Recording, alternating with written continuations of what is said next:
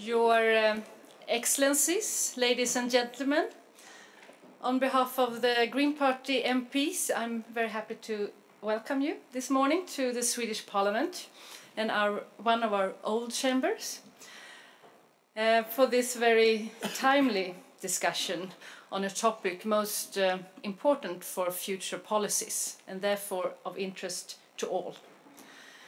I found it even more interesting to be listening this day to a topic which you have set to yourself to present indicators, not only for the global crisis, but also for the global opportunities.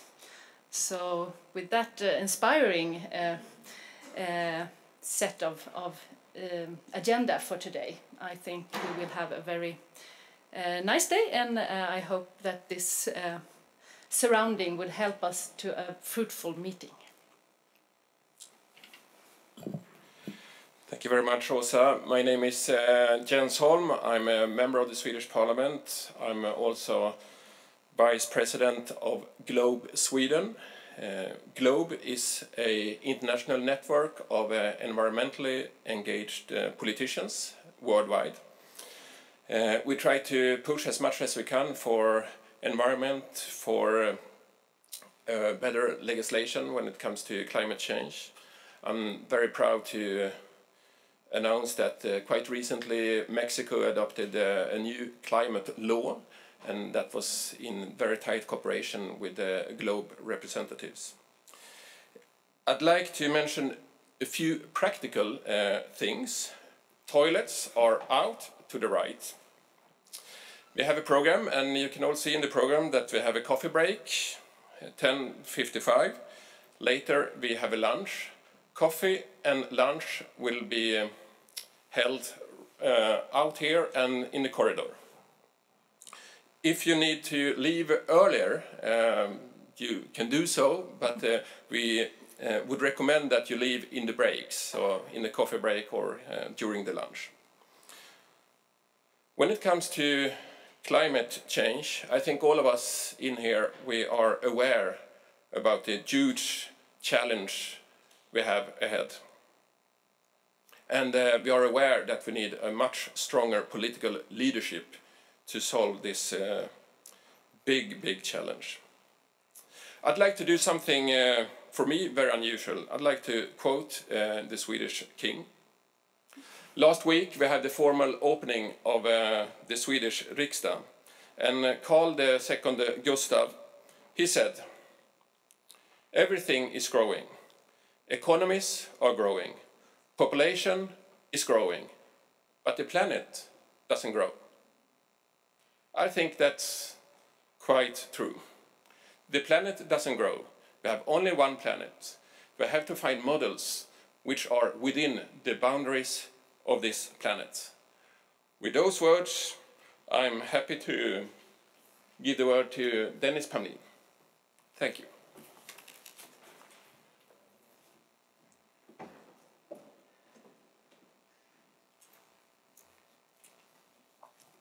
A warm thank you to Jens Holm and Åsa Romson for hosting us in the Swedish Parliament today. Because without knowing a parliamentarian, you would not be allowed into these fantastic rooms and in the second chamber. My name is Margot Wallström, and I'm a member of the board of the Global Challenges Foundation and also the spokesperson for this foundation, and it is a pleasure and an honor to be able to welcome all of you to today's conference. Of course, we are also happy that what Åsa and Jens did represents the network of parliamentarians through GLOBE, for example, that are willing to address the problem of climate change and working over party lines to find ways forward. We, of course, are happy to see here such a unique combination of skills, many that so far has not been part of the climate discussion. And we think that they deserve the attention that we hope to be able to give them here today, because we have in this room leading experts from the financial sector, national security experts, business leaders, scientists, policymakers and NGOs who all in different ways are trying to help reduce emissions.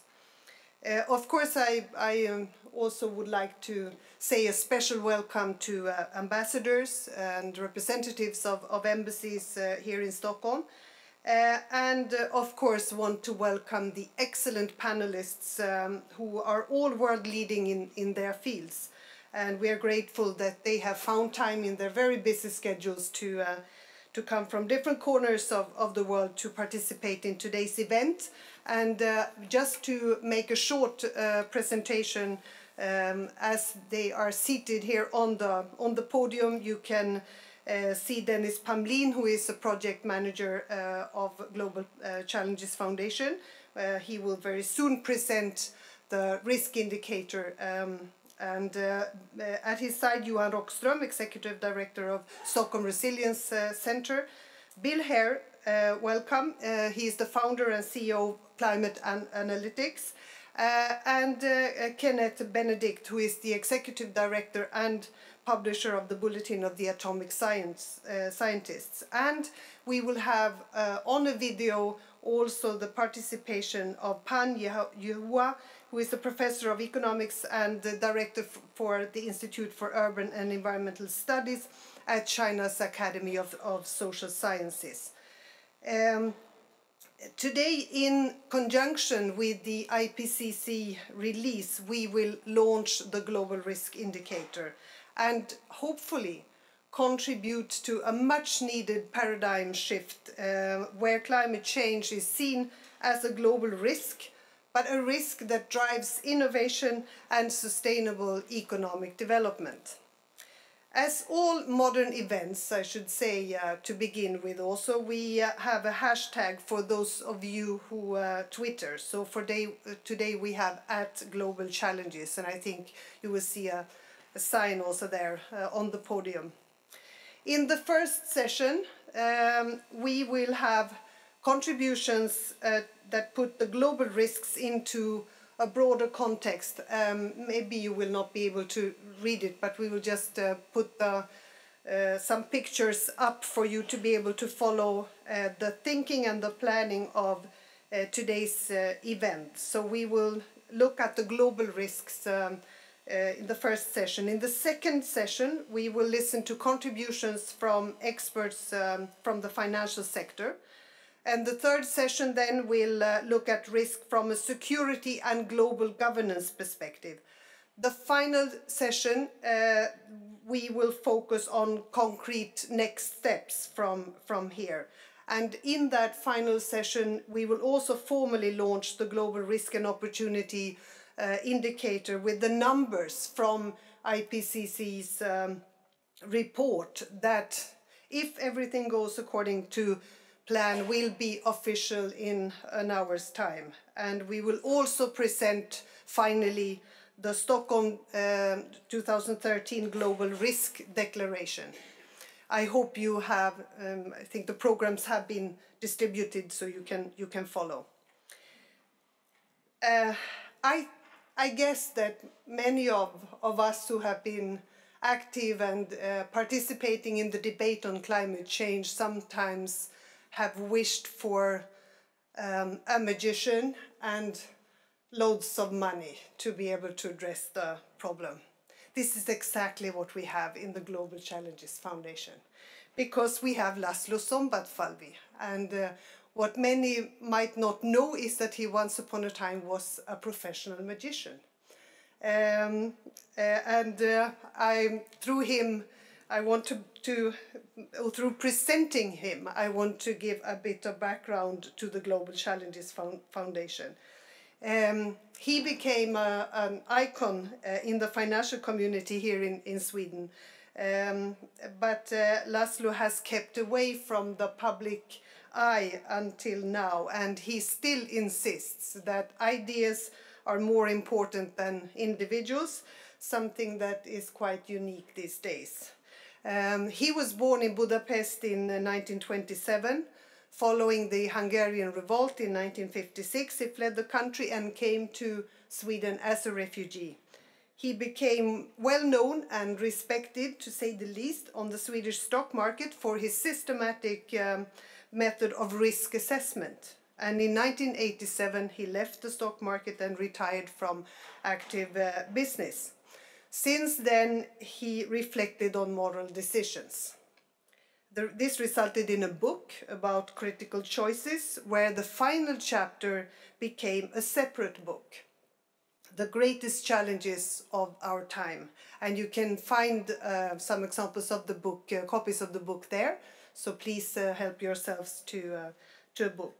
During the last years, Laszlo has been concentrating on applying his risk-oriented approach to identifying and analyzing humanity's current major problems. And in 2011, he established the Global Challenges Foundation and put his fortune into the foundation, wanting to use his fortune to, for example, fight climate change, or what he calls the global challenges.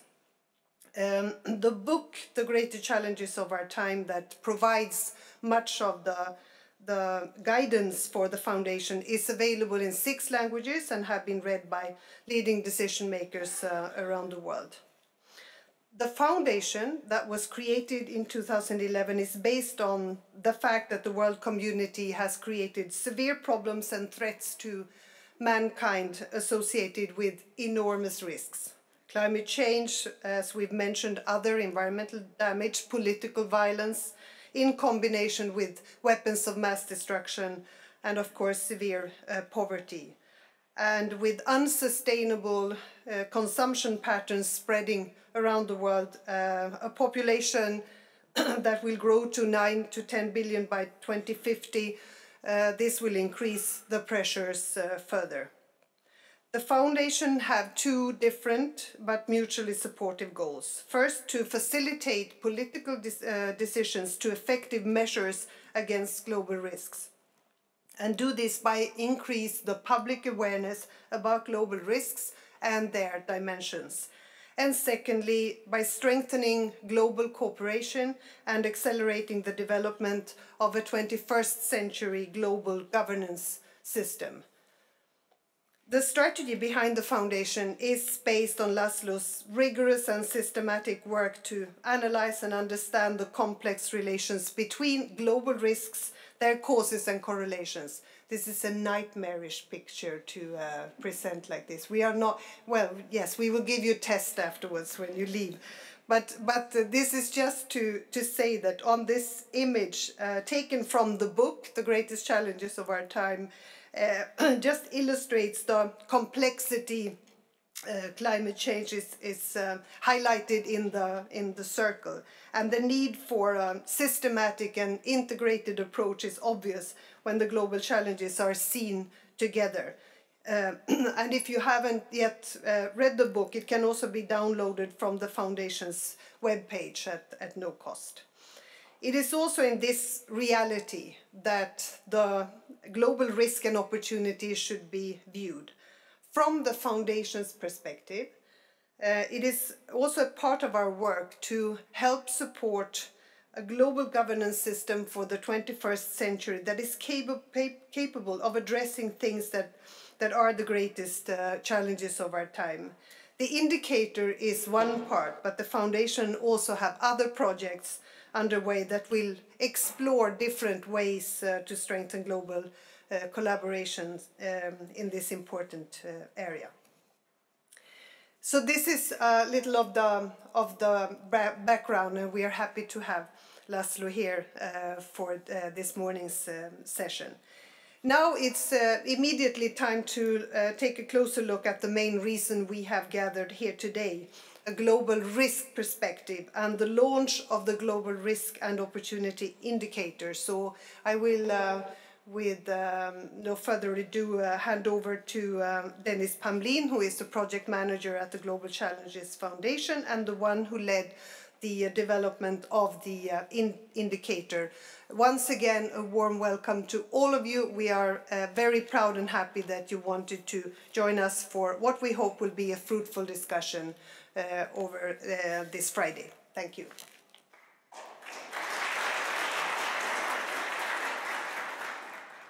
Thank you, Margot, for that introduction. What I'm going to try to do here in 20 minutes is to give an overview of this indicator that on the one hand is an attempt to be very clear on what's here, on the other hand be very rigorous on the science behind that. So the goal with this indicator is twofold also. As Margot was alluding to earlier, the purpose of the foundation is both to look at the global governance system and how this kind of initiative can be a part of building a better global governance system, as well as helping people to understand the magnitude of the challenge we're facing. So the objective is then to develop a tool that will be easily understood to illustrate these risks. And I think many people have not really fully understood the kind of challenges we are facing. And that's a little bit what I'm going to talk about here now. But the first thing is to understand a little bit what is risk. When we talk about it in everyday life, risk can mean many things. But from a risk perspective, risk is when you multiply the probability with the impact. And this is very, very important, because this means that if the impact is very, very severe, if we're talking about something that really threatens human civilization as we know it, then it doesn't really matter if the probability is very, very low. The risk is still very high. And this is something that we tend to forget sometimes. We say that the risk is low when we mean that the probability is low. And by risk, you get a better understanding on where you should focus, because these two things always must be seen together. And if you look at climate, and Bill Hare will, and Johan will talk more about this later, the kind of impact we will see if the world would reach 4 degrees or 6 degrees or even more are almost unthinkable. So, and we will see, sea level rise that could be really catastrophic. We can see water scarcity, risk for global food security, regional extinction of species and coral reefs, and large-scale biodiversity loss. We can really start shaking this planet in a state where we don't know what's going to happen. So that is why we look on the impact side. That means that this is so severe that even if it's low probability, we need to look at this. And what about the probability then? Again, this is something that some of you who have been following the IPCC might have seen, but in the general discussion it's often forgotten. We talk about it will lead to 2 degrees, it will lead to 3 degrees. But always, this is about probability. Usually IPCC talks about 66% probability. What we talk about is what about the 34 other percent? Some of those might be less dangerous, but some of them might be a lot more dangerous. So this what is called the tail that goes out from this distribution that we really must understand. And what is happening now, if you think about this uncertainty and what we do with the planet, is that we are putting so much CO2 into the atmosphere and greenhouse gases that this curve is moving up. And that means that this very low probability earlier has started to become not so low anymore. Now we're starting to talk about full percentage or even more for these really catastrophic events. And for the first time, in a couple of million years, probably this year, we saw carbon emissions concentration in the atmosphere reaching 400 ppms. And when we talk about these things that haven't happened in millions of years, we can understand that we are facing is something that is really unique, and that's something that really requires reflections. And if we look at where we're heading, things start to get really scary. Many of you have heard about the International Energy Agency talking about a 6-degree world, etc. That if we continue to do what we do, we don't have much of a future for us. So the question is not if we're going to change, it's how fast we're going to change. So taking all this complexity, we thought that what is the best way for us then to introduce a global risk indicator? Should we look at the most scary reports? Should we look at the most optimistic reports?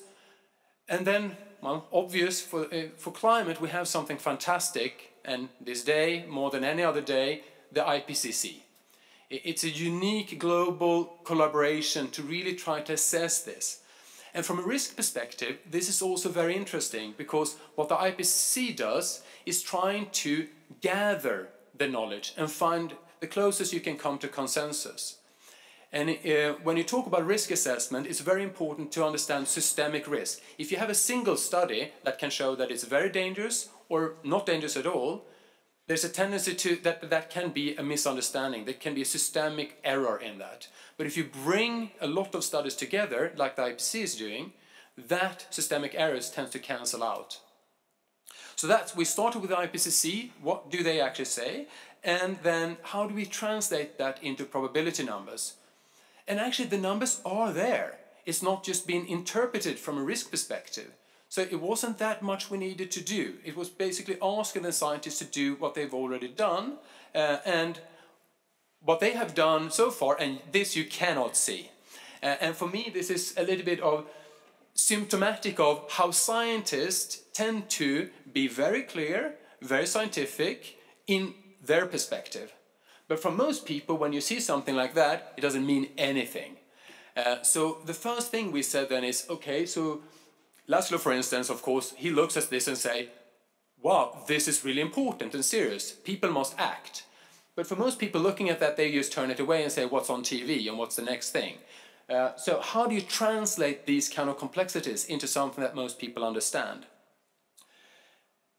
But we started a process also to make sure that the policymakers who are working on that are acknowledging that. So together with the basic countries, we attended the Conference of Parties, the big climate conferences, to discuss this. And it was really interesting to see many of the negotiators also saying that we have acknowledged that these risks are really dangerous and we need to work with that. But we haven't really seen a pressure. We haven't really seen someone who's helping us to put this on the agenda. So it was a great support from the policymakers. And then we also said, but how do you actually communicate this? And we had a joint work together with the Bulletin of Atomic Scientists, where we tried to bring some of the best communicators who've been looking at global risk together and say, how do we communicate this? How do you make it easy enough to understand, but rigorous enough to be clear on the science? So after that process then, we then introduced and have now the Global Risk and Opportunity Indicator. And what that tried to do is just to, in a very visual way, because that's the numbers, most people don't like numbers. If you have something that indicates something, you get a feeling of what's happening. But the most important thing, I think, with this indicator is comparison. When you say, for instance, that the old IPCC reports for 450 ppm would result in 6 degrees with 1.8%. If I say, look, it's 1.8%, most journalists, policymakers say 1.18%, that's nothing. You know, who cares about those kind of low numbers? But if you compare that with fatal plane accidents, when you see people dying in airplane accidents, the probability for that happening is 1 in a million. There are about 30 million flights going up, and of those, 30 every year. If you compare that, if you would say that for airlines, if you put yourself on a flight and go away and say, let's fly with 1.8% probability of this plane crashing, we would have a situation where globally you would have more than 500,000 planes crashing every year. That would be 62 accidents an hour around the world. There are very few people who would fly in that situation. But still, that's the kind of risk we're now putting on these really extreme climate events. And then, in the afternoon, we will talk about what actually happens here with R4 or R5. What are the latest numbers? They were agreed 5:30 this morning, but IPCC will present them officially at 10 o'clock. So when they have done that, we will present our data. But before I hand over to the next speaker, I just wanted to explain a little bit about the next steps also. Where are we going from this? The response has been fantastic, and we have a bit of a challenge now to see what are the best opportunities to take this forward. But one of the things that we felt are important is to illustrate the climate impact. So what does these temperatures actually mean, if you translate that? And the IPCC process, as some of you might know, is that we now had Working Group 1 presenting the basic science around climate change. Working Group 2 will then present the impacts. So we will follow that and add to the indicator. But we will also in parallel start looking at other global risks. Nuclear warfare, pandemics, life science. Can we use the similar approach, and how can we start looking at getting real numbers out of that? And we have encountered many groups who feel that the time is right now to bring these global challenges up on the global discussions. So, and then after that, we also continue, and as you have noticed, the name is the Global Risk and Opportunity Indicator. These are opportunities being presented by solving this. And in the last IPCC report, that's the focus. How do we actually deal? How do we mitigate? How do we reduce emissions? So that's what we're also going to add to that. And then finally, the links between the global risks. And this is where I think Lasso has done something that is very unique. Basically, at least since the Second World War, the institutions on the global level has been very compartmentalized. You know, you have trade in one area, you had financial in one area, biodiversity in another area. It's very little really coherence between these. And what is happening when you take different decisions? What happens if you want to take a lot of biodiversity away and use for bioenergy, or if you build a lot of nuclear power plants? What happens if you don't oversee those? Will that impact the spreading of nuclear weapons? Will pandemics spread more quickly if we go into forest in a way that is not very thought through? So this is very important, and the complex image that Margot showed earlier is really important, because it's the way of trying to understand that these risks actually affect each other. So, and finally, I just want to, the foundation is very much a bridge builder, trying to see how we can bring what you can almost call the common sense among scientists about these challenges, and how we bring that out to people who can act. And that's why this group is so important also. Security policy experts, financial people, the people who actually decide what we should do in the future. For climate change, that is absolutely necessary. But there are other groups. So we're really reaching out a hand to you if you think this is important. How can we work together? How can we translate this in different ways? So, yeah, that's where I'm going to end. And thank you for coming. And maybe some of you were also up 5:30 in the morning waiting for IPCC. So, good to see you all here. Thank you.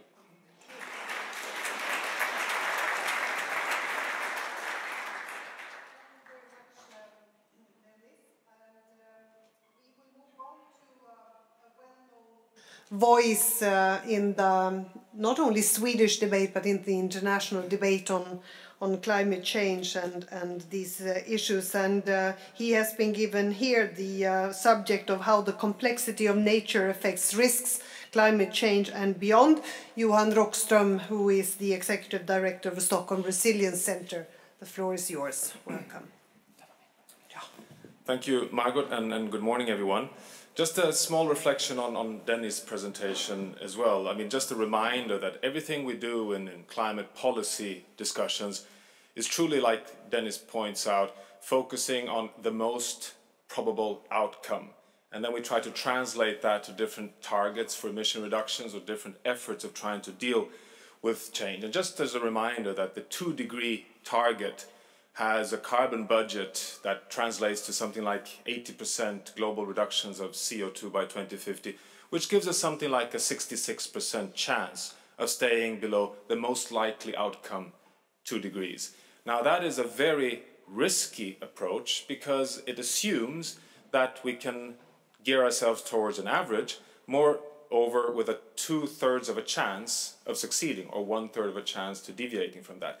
And in any other area of our lives, we never ever act in that way. We don't do it when we take our insurance for our houses. We don't do it when it comes to insurance for our cars. I had a discussion yesterday with the leadership of Swiss Re. They certainly don't run their business in that way. They're very, very concerned of the low probability, high impact risks in our lives. So low probability with high impact is really central stage for almost all other policy areas. But when it comes to climate, for some reason, we locked ourselves in this most probable outcome average approach, and moreover linking that to policies which have just a partial probability of succeeding at all. So it's a very, very risky approach, and this is what the Global Risk Indicator is truly trying to address. What I'll do is address why there is a further reason for true action, which is that most of the climate science is really focused on the sensitivity to emission of greenhouse gases. The additional question is, of course, how does the biosphere respond? What is it that could actually take us to the low probability, high impact future of a 4, 5, 6 degrees? And Bill Hare, we're certainly talking about the climate sensitivities. I'll try to focus on the biosphere response. And why is the reason to do that? Well, the reason is, of course, that we have so much empirical evidence that aside from the climate pressures on planet Earth in terms of emissions, we have exactly the same pattern on all other elements of the Earth system, which regulates the resilience and the ability of the planet to deal with the disturbance, the energy imbalance caused by emission of greenhouse gases. So when science reminds us that we're in the Anthropocene, it is because of the exponential hockey stick pattern on all elements of the biosphere. So when you look at the big biomes that regulate climate, from rainforests, wetlands, grasslands, coral reefs, they're all degrading in the same pathway. So we have a multiple undermining of the resilience and the stability of the Earth system. And the question is, how does this respond? This is not theory or models, as you're all aware. It's really about observations over the past 150 years. So this is how it looks like. Up until 1950s, virtually very limited human pressure at the planetary scale, and then you see all the curves exponentially rising. You don't need to read what is on the plates there, but it's carbon dioxide, deforestation, eutrophication, nitrous oxide, acidification, etc. Actually, it's only sulfates roughly that have bended, and the CFCs, the original first generation chlorofluorocarbons. So we have a situation where we need to address the question, how do these things interact, and what role does the biosphere play in terms of the probability of low probability, high impact outcomes? Science is raising this in a more profound way through various syntheses that go sister to sister with the IPCC. The Planet Under Pressure Declaration, where 3,600 global environmental change scientists gather 2-3 months before Rio+20, declares for the first time, and here the climate scientists are involved, saying that we're starting to see evidence that we've reached a saturation point beyond which we can no longer exclude changes and feedbacks. And this is absolutely critical to recognize that up until just 10-20 years back, planet Earth has operated in a way that has dampened and buffered human disturbance, what we call negative feedbacks, meaning that the Earth absorbs change. I'll come back to exactly how that is occurring for climate. Now we're starting to see the first examples of feedbacks becoming positive, meaning that they get self-reinforcing in a way that is undesirable for human development. And this is communicated for the first time in this Planet Declaration report. One way to illustrate this is work that Bill and others have been involved in, is the scenarios of the fourth assessment of the IPCC here combined with the fifth assessment, so-called representative concentration pathways. And what you're all aware, and Dennis put that on the table, is that we are in black dots following the red scenario here, which is the highest scenario future with a mean probability of a 4.2 to 5 degree warming by the end of this century. So this is, with very little uncertainty, a high impact outcome, meaning it is actually connected with a very high likelihood of a catastrophic future for humanity. So this is the prime example of a low probability but a high impact event, but we're following this pathway. Now importantly, that translates to the right hand side to fantastic work by Malte Meinshausen and colleagues at the Potsdam Institute for Climate Impact Research, showing that we can no longer exclude futures with 6, 7, 8 degrees warming. Now here comes the real crunch. What can take us to those kind of futures? Well, in these climate models, predominantly the reason why the climate system is pushed to these high temperatures is assumptions on emissions of greenhouse gases. So it's largely driven by very, very high ppm concentrations in the atmosphere. They do not represent to such a large extent assumptions on changes in feedbacks in the biosphere. So they basically still assume a relatively stable ocean, a relatively stable land system, a relatively stable ice sheet configuration on planet Earth, and relatively stable forests. Now, the question is this a representation of how we most likely will see the Earth responding? And my argument will be no, that we're starting to see much evidence that in fact emissions of greenhouse gases might be just the starting point, and that the feedbacks in the biosphere could actually make this risk even higher than what is represented in the models today. One example of this is work coming out of NASA showing that if the climate sensitivity in the fourth assessment of the IPCC was 2 to 4.5 degrees, so this is the average probability when we double the concentration of greenhouse gases.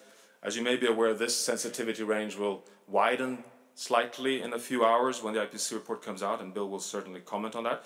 But just if you include the changing color of ice, when ice melts from a white surface to a darker surface, the climate sensitivity doubles. So you see that's one example of a massive feedback which is rarely included in the models. The impacts of these kind of scenarios are staggering. This is work that is not published yet, which will be in the AR5, showing, for example, just if you gather all the climate models in a 2-degree future, what would be the impacts on freshwater resources. In red here you have the areas which will have a high likelihood of less than 25% freshwater availability, which is a risk of a collapse of food-producing systems. So again, infinite impact with high probability, meaning an extraordinarily high risk pattern. Now, what is it that gives us confidence to talk of risk in this way already at 2 degrees? Well, it's because we're starting to see things happening already at 0.8 degrees. When Hurricane Sandy veers into Manhattan, putting the financial district under 3 meters of water, it's very difficult to explain that sudden westward veering of that hurricane without factoring in the collapse of the Arctic vortex and the push down of cold high pressure air which may have interacted with natural variability, i.e. current global warming interacting with freak extreme events. The recent paper on methane release in Siberia is not factored into the climate models, won't be in the AR5, but science coming out showing that it could cost the world economy up to $60 trillion if this kind of threshold continues to occur. The Arab Spring, which clearly today is being, through evidence, connected both to phosphorus price increase and food price volatility in the world market because of forest fires and droughts in Australia and Russia, connected to 0.8 degrees warming because of the 12 years drought in Australia. So we're starting to see costly impacts due to the warming so far. And in the future, we can more and more show that we have major tipping points that we cannot exclude in the climate system. We've been showing that this also has connections in the biosphere. So when climate change changes freshwater resources, and then we manage freshwater in an unsustainable way, we cannot exclude collapse of the South Asian monsoon, not only because of climate change, but because of changes in land management. So these are the kind of interactions that are not part of the risk assessments so far in the climate models. Here's one example which is related to the albedo change I referred to earlier. So albedo is the reflectivity of incoming heat from the sun going back to space. This is from Greenland, showing that 95% of incoming heat goes back to space in color, days of the year. So this is a massive global cooler. But in 2012, in the first time in observed history, the curve in black goes under 50%. So for the first time in observed history, Greenland goes from a negative feedback, self-cooling, to a positive feedback, self-warming. Those 2 weeks, when the entire Greenland ice sheet is melting, changing color slightly, equates to in the order of 300 exajoules of new heat into the atmosphere.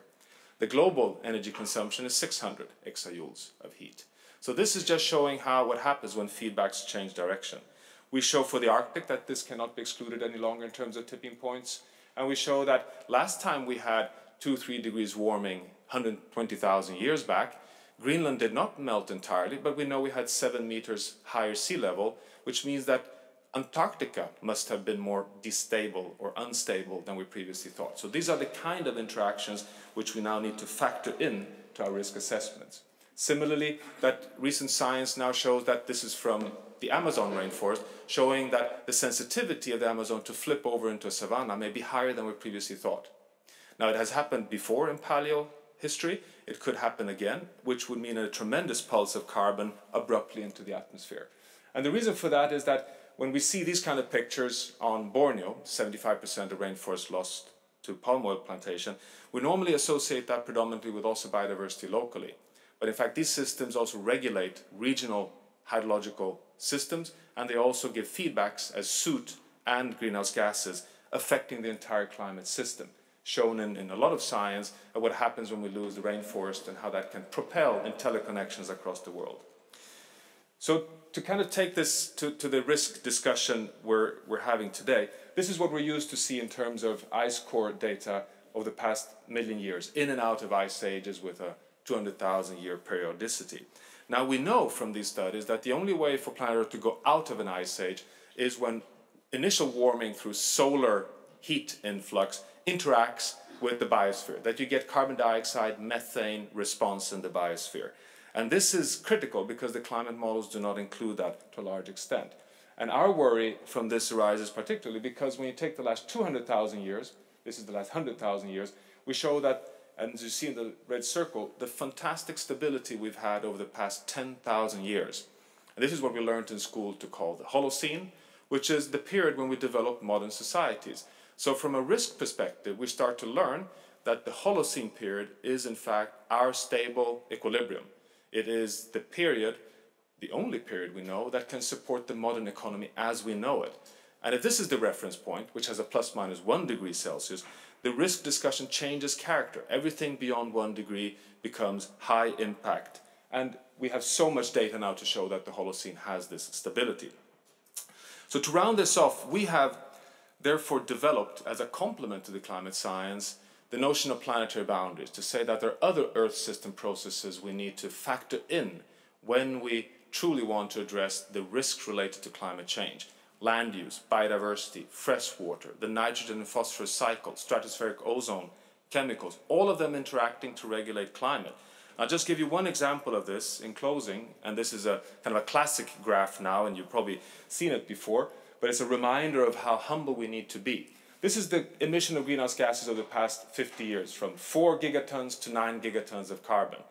And because carbon dioxide stays in the atmosphere for over 1,000 years, you would have assumed that it's the surface under this curve that has led to 0.1 degree warming. But as you're well aware, that's not the case. The oceans and land absorb half of these emissions, the world's largest free ecosystem service. Now, the trick is that over the past 50 years, the carbon sequestration has actually doubled from 2 to 4.5 gigatons, which means that the Earth system so far has been, to put it simple, our best friend. It has applied its biogeochemical processes to absorb more carbon and stay in a Holocene equilibrium. Now we're starting to see the signs of risk that we're moving out of this domain. And I think that is an element that needs to be complemented to the risk discussions we're having here today. Thank you very much.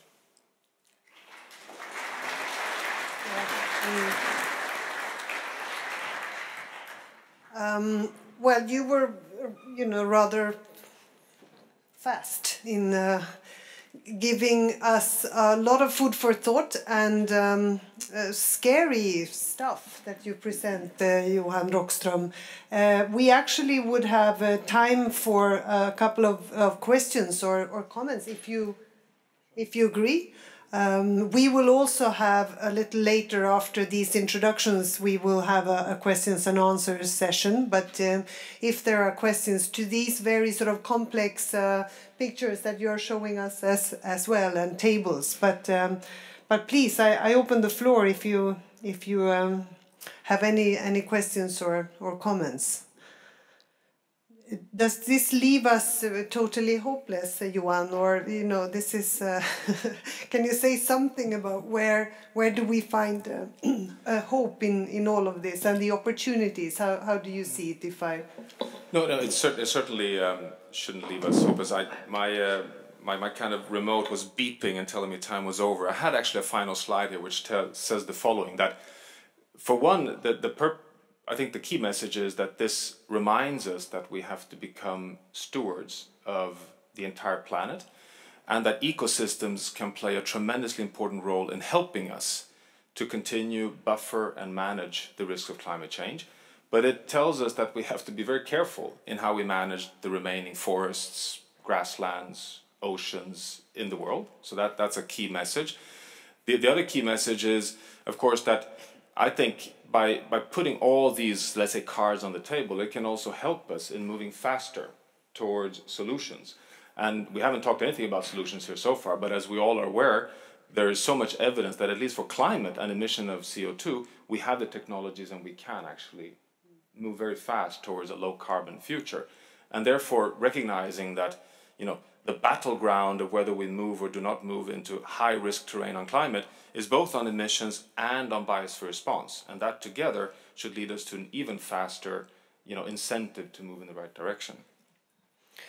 Thank you, Johan. I guess to most people this is rather overwhelming because we would not be able to sort of contradict any of these figures or tables. We just have to sort of take it and we have to try to analyze it as best we can. And most of us are not experts, but we'll just have to put it together into a picture that hopefully also leads to action or us wanting to address this problem and also learn more. And that is the idea behind Global Challenges Foundation as well.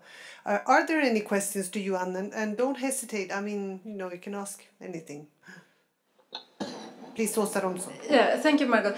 I just have one question then of thinking about today's presentation by the IPCC. Is that do you by this mean that it's too narrow, the IPCC scope, how to speak? I think most of us would, when we see the presentation, also say, oh, this is really complex.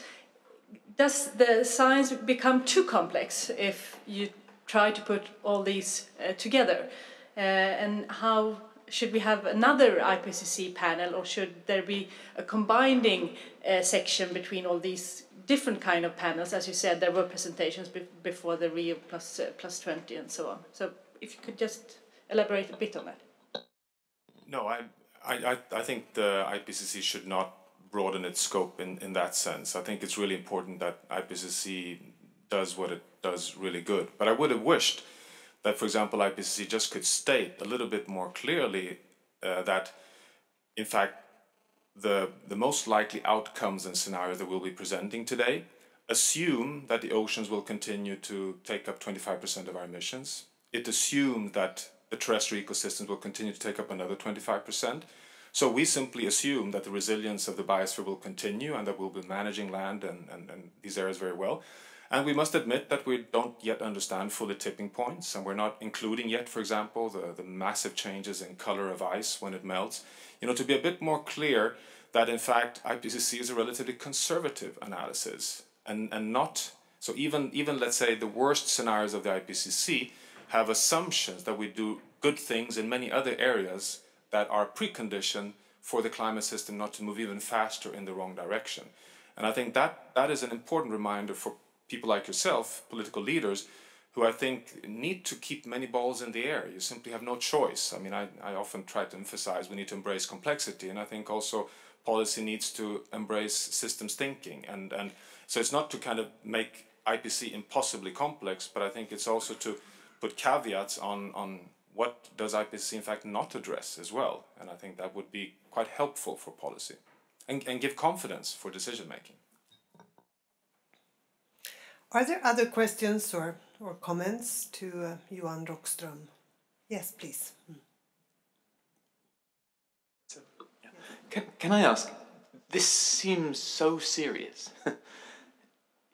Would you agree that OECD governments should formally communicate this to all the citizens of their country? Well, last time I sat down with Angel Gurria and talked over these issues, he concluded, so I'll cite him, humanity is on a collision course with nature. So when the OECD leadership, in fact, takes that position and is actually internalizing a deep concern that the risks we're facing are, let's say, unacceptably high, I would argue that yes, OECD should take action. And there's a further dimension to the need for OECD particularly to take action, which is on equity.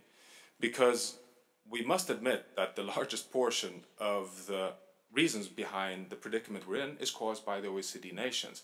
And now we have the positive situation of rapid development among the world's poorer nations in the world, having a right to development. And a lot of analysis show that therefore OECD nations need to cut emissions even faster to give space for a transition period of CO2 emissions from India, China, South Africa, Ethiopia, etc. So I would argue that OECD is in a position to both show that it's possible to have good well-being in a low-carbon future, but at the same time move fast to give space for development.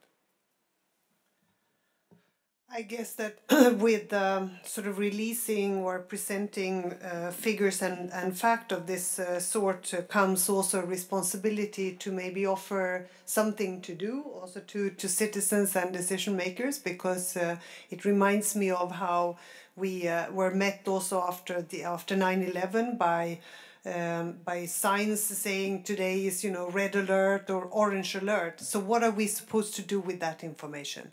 Is this only to install fear and to scare us as citizens, or what are we expected to do? So I think there is a responsibility in the other end to make sure that we also offer actions or something credible to do. Of course, citizens should have access to all the available information. And it's just a matter of what is the role of decision makers. And that's a topic that is very interesting to us and that we want to introduce, and we hope to trigger that debate. If there are no other comments or questions to Johan Rockström, we say thank you again, and we move on in the program. And as you see, we will now ask Bill Hare, who is a climate scientist with 25 years experience in the science, impacts and policy responses to climate change and stratospheric ozone depletion. He's a founder and CEO of Climate Analytics, a non-profit company based in Berlin. He's also a visiting scientist in the Earth System Analysis Research Domain 1 at the Potsdam Institute for Climate Impacts Research since 2002. And he was the lead author for the IPCC, which was, as you know, awarded the Nobel Peace Prize in 2007. So welcome to us, Bill Hare. The floor is yours. Thank you, Margaret. And it's a pleasure to be here. And I thank the Global Challenges Foundation for inviting me. I just wanted a personal reflection as well, because in some ways we're sitting here in this room in the shadow of Professor Bert Berlin, who passed away a few years ago. And Bert had this idea nearly 25 years ago that he should get together the international scientific community and bring governments together with them to agree a common language about the risks of future climate change. And Bert worked long and hard in the IPCC context for many years and very effectively. And one of the things he always tried to remind governments about, governments who perhaps didn't want to know much about the problem, such as Saudi Arabia or other fossil fuel intensive economies who tried to always emphasize the uncertainties about climate science, he always gave them a very calm lecture that actually uncertainty is a double-edged sword. That on the one hand you may get a low outcome, but the real problems lie on the high outcome side of uncertainty. And I know he worked hard in his role as chairman to try and bring out the risks from the scientific assessment process. But as we'll see, it's quite difficult for an organisation like the IPCC to do that. Dennis has already referred to quite a common definition of risk: probability times consequence. Low probability, high consequence events can have a high risk. Science assessments of nearly any kind often focus on the likely range, the so-called 66% range of probability. And they do so because governments mandate science assessments and usually conservatively don't want exaggeration or alarmism because they want to base policy on very solid findings. They don't want to find that next week a paper gets published in Nature that completely contradicts the assessment. So that's an understandable position of politicians and decision makers. But it's also perfectly clear that for certain classes of risks, that have already been referred to, the high end of the range is better for policy. These include sea level rise, risks of water and food insecurity, and so on. They're very important for our policies and actions. Even in our domestic lives, we have house insurance because of the low probability our house gets burnt down or destroyed by some other catastrophe, and the consequences for us personally would be too much if we hadn't insured it. We also, many of us I'm sure, sit in planes every day. This is very much based on a high consequence, low probability outcome. The technology that we sit in has been determined by government regulation to ensure that a regular public transport aircraft can take off safely even after a catastrophic engine failure, which may only occur on an aircraft once in its lifetime at the most. The fact is that present science assessments, as Johan has pointed out, have not yet been able to fully evaluate or quantify these high-end risks.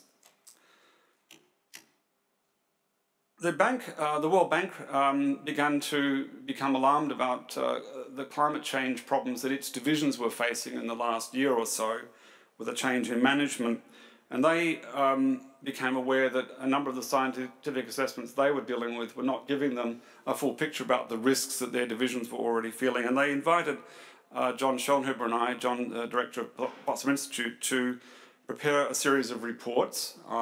First one was done last year, Turned Down the Heat, released in November. The second one in June, building upon that and focusing on 3 regions, Southern Africa, or Sub-Saharan Africa, South Asia, and Southeast Asia. And this had a mandate really to look at the risks of climate change and not take a totally likely approach to the outcomes that we were examining. We didn't have a mandate to be alarmist, we had to be scientifically rigorous, but we were duty-bound to report to the bank the risks that we saw at the higher end of the risk spectrum. And I guess the starting point for any risk assessment is where are we now? And we know that the global warming projections are very much in line with successive generations of IPCC scenarios. But we also know that our sea level rise projections, for example, are not keeping up with the observed rate of sea level, pointing in some ways to a potentially higher level of sea level rise risk than we're presently able to quantify well with our models. But other risks are also emerging that are being observed that feed into the risk equation for policymakers. We're seeing the emergence of more extensive areas of land experiencing heat extremes, 10 times more, in fact, than 40 years ago. We're also seeing significant economic damages emerging in particularly poor developing countries from the high temperatures, part of which is attributed to human activity over the last few decades. We're not certain whether these structural economic damages will persist in the future, because we're not certain how countries will adjust to these, but certainly the evidence is not good at this point. We also see that looking at where emissions are headed, if you add up all of the pledges and promises that countries have made, and you look at the projections which institutes like the International Energy Agency are making, as well as our own, we see that we're well on a pathway over 3 degrees warming and possibly approaching 4 degrees by 2100. With the present pledges, even if they're fully implemented, which seems quite unlikely, there's about a 20% chance of exceeding 4 degrees already. If the pledges are not implemented, the chances of reaching 4 degrees are quite even, actually. We see also a risk of easily of a metre sea level rise by 2100, and that sea level rise would not stop then, it would continue for many centuries following that, rising by a few more metres. We also see in the new scientific literature the risk that in the tropical regions sea level rise will be significantly higher than the global mean by about 20%. One of the things to bear in mind that when you hear about the risk of exceeding 4 degrees from present emissions, this is based on very solid assessment by a wide range of scientific and policy bodies. Whilst there's a 40% chance on present emission trends of exceeding 4 degrees, there's also a 10% chance on this same set of emissions of exceeding 5 degrees. and a non-trivial chance of exceeding 6 degrees if you're thinking in low probability, high consequence terms. In terms of projected impacts, I think one of the most dramatic things for me, seeing what was coming out of the new generation of climate models, was the dramatic increase in the intensity and frequency of high temperature extremes. One way to look at this is that the coolest summer months in the 2090s, the 2080 to 2100 period, in most continental regions are likely to be substantially hotter than the warmest summer months we have experienced recently.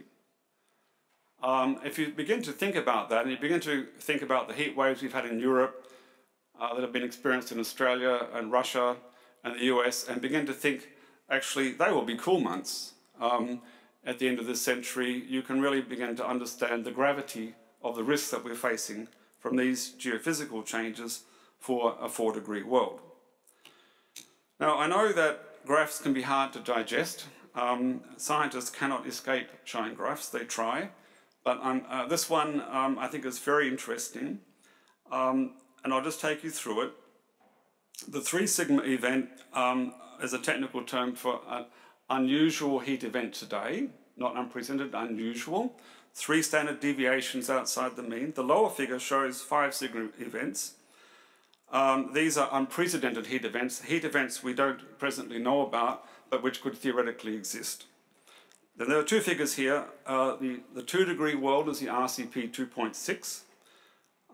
Like any scientific body or whatever, ICP likes it, the IPCC likes these acronyms, and this is what it's chosen for these scenarios, RCPs, reference concentration paths. RCP 8.5 is the 4-degree world.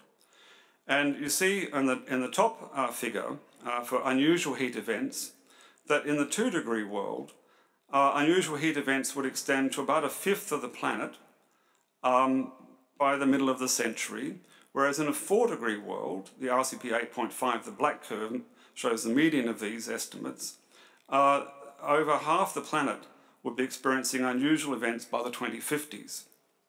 If you go down to the unprecedented heat events, events we don't presently know about from our experience, the 2-degree world actually limits the prevalence of these events to about 5% of the planet by the 2050s. But you see that by the latter part of the century in the 4-degree world, more than half the planet is regularly experiencing heat extremes, the likes of which we have never seen before, and these become every other year experiences in summer. Other issues which we identified very strongly was that of ocean acidification combined with warming, leading to the regional extinction of entire coral reef systems, not in 100 years but on 20 to 30 year time scales. Likely large-scale biodiversity loss, which Johan has already alluded to, leading to dramatic reduction in ecosystem services, both terrestrial and marine. Ocean acidification, we can also call the other carbon dioxide problem after warming, is an inexorable issue. When carbon dioxide is added to the atmosphere, it ultimately dissolves in the surface ocean waters, acidifying them. We're already entering a phase of acidification which appears to be unprecedented in Earth system history, but that we know that when these rates of acidification have occurred, they've been associated with biological catastrophes of biblical dimensions. It will be very hard to slow down and stop ocean acidification. The RCP3PD blue curve is the below 2 degrees scenario of the IPCC, and you can see that if we were to get onto such an emission pathway, the goal called for by the European Union and many other countries now, we would be able to stabilise ocean acidification. If we continue on the present pathway, the current pledges and beyond, ocean acidification will continue to strengthen and become very, very difficult to reverse.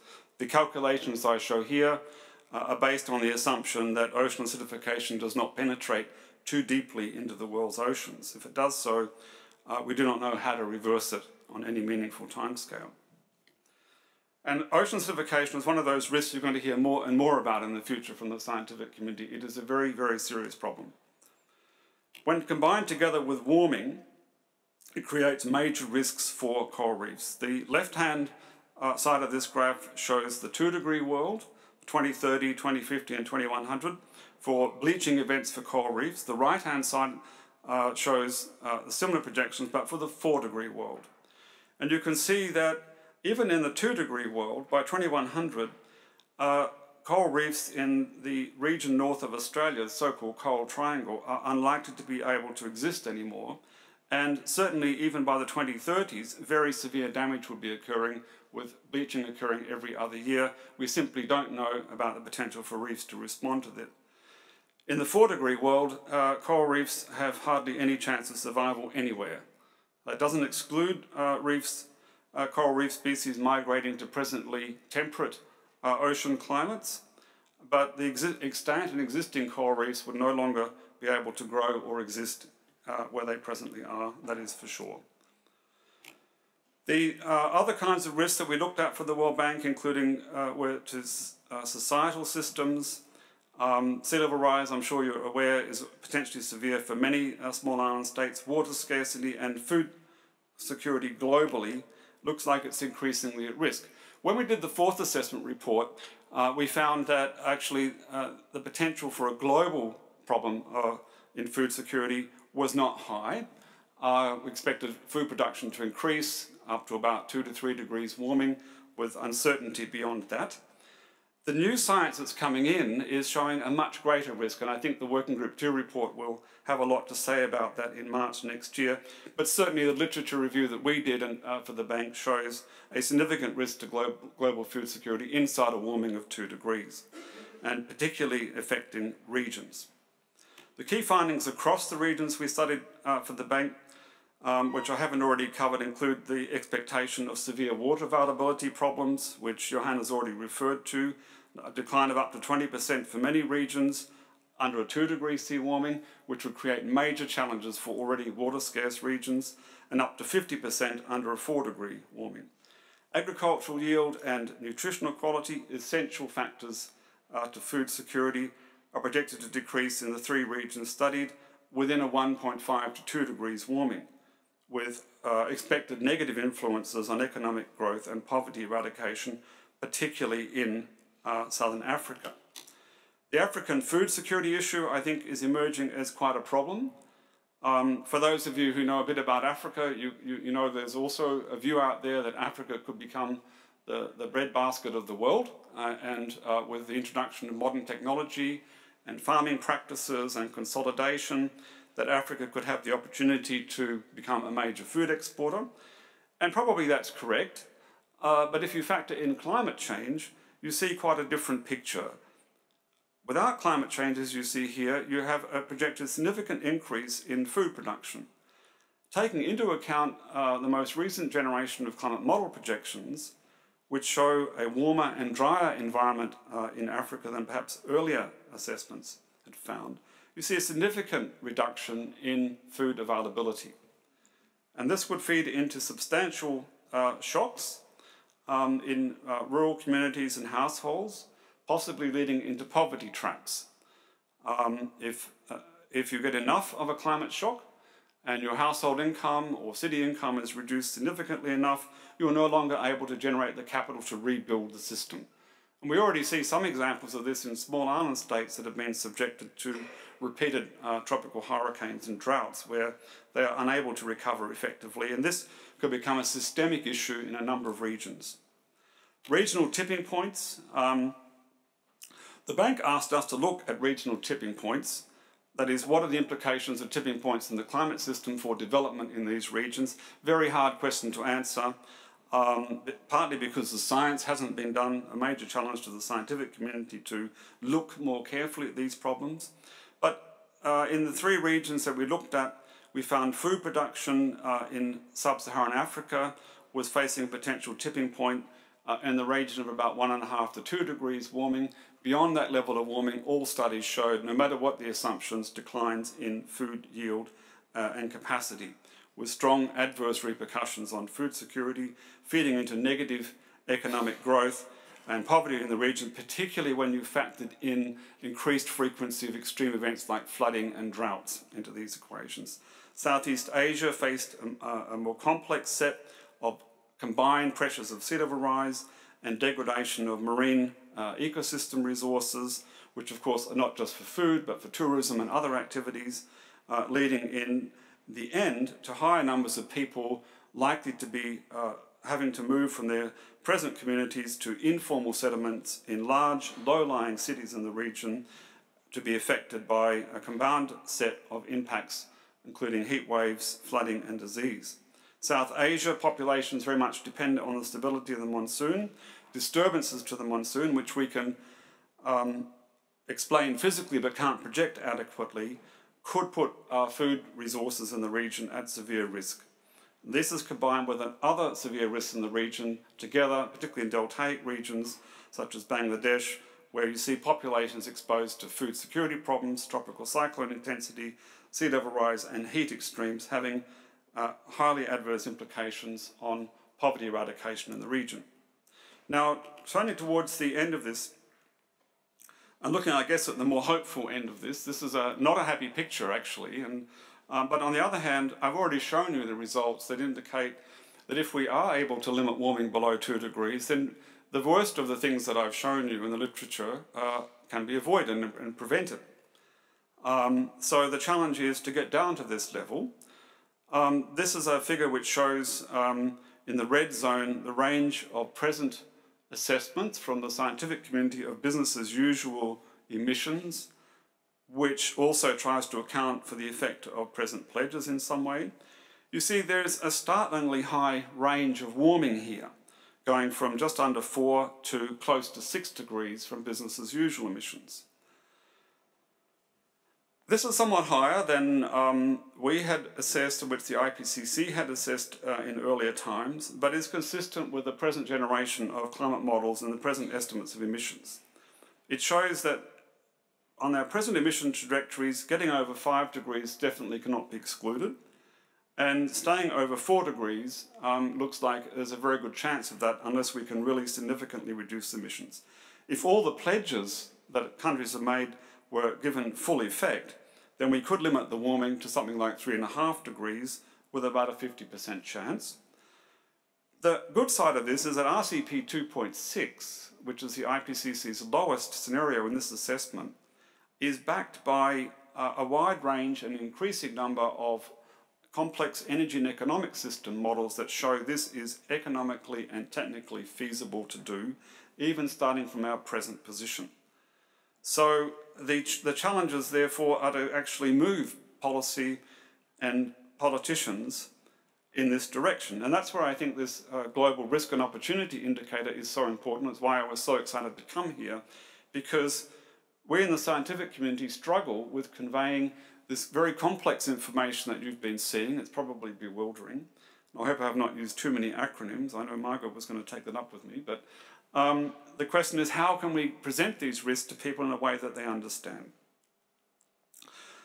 So I think that's one of our major challenges, and I think that's why, as I pointed out at the beginning of this talk, we need to pick up the idea of Bert Berlin about the scientific community really explaining risk and uncertainty to policymakers better.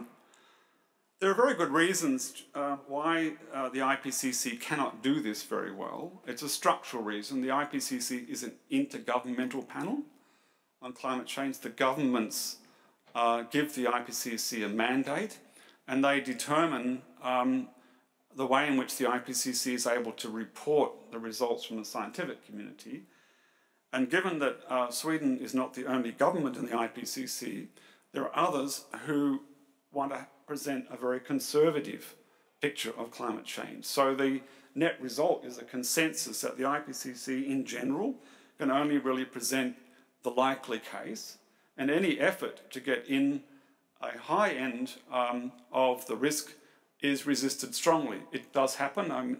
About 3 o'clock this morning, some language came in on sea level rise, actually, which puts out a high end of that and was pushed by the US and others.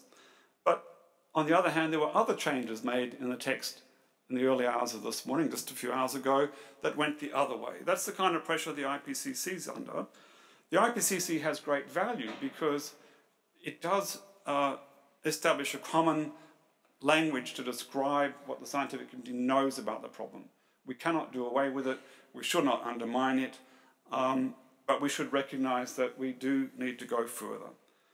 And I think what the science shows, as I'm summarising now, is that the failure to reduce emissions leads us into a very high-risk climate territory, point that Johan showed very clearly in his presentation, with very high potential for not just ecosystem but societal disruptions. There's a rapidly increasing risk of crossing tipping points. I wish I could show you the work we've been doing on that, but it's very fundamental, I think, to the risk assessment. Our knowledge about the precise impacts and risks of high levels of warming is actually very incomplete. I've showed you assessments up to 4 degrees warming. These are about the highest we get in the literature right now. We don't have much more, and in a sense, as physicists, we can't tell you much more apart from our gut feelings, which may not be very helpful. So that's where I'd like to leave it. Our organisation is really happy to work with the Global Challenges Foundation. I think it's a very, very exciting initiative, and I'm looking forward to it progressing as we go forward. Thank you. Thank you.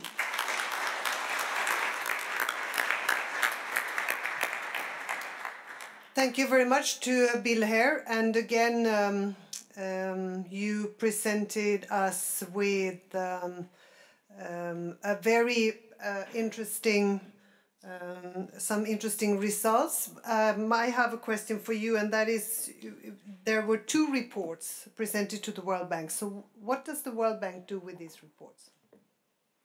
What's the follow-up? That's a very good question. Actually, the next stage of this work is going to be several products. One is a assessment of 3 regions not previously covered: Latin America, and the Caribbean, the Middle East, North Africa, Central Asia, and Europe, to be done by June next year. The more interesting area of work that we will be doing is with the Potsdam Institute for Climate Impact Research, is looking at differential social vulnerability.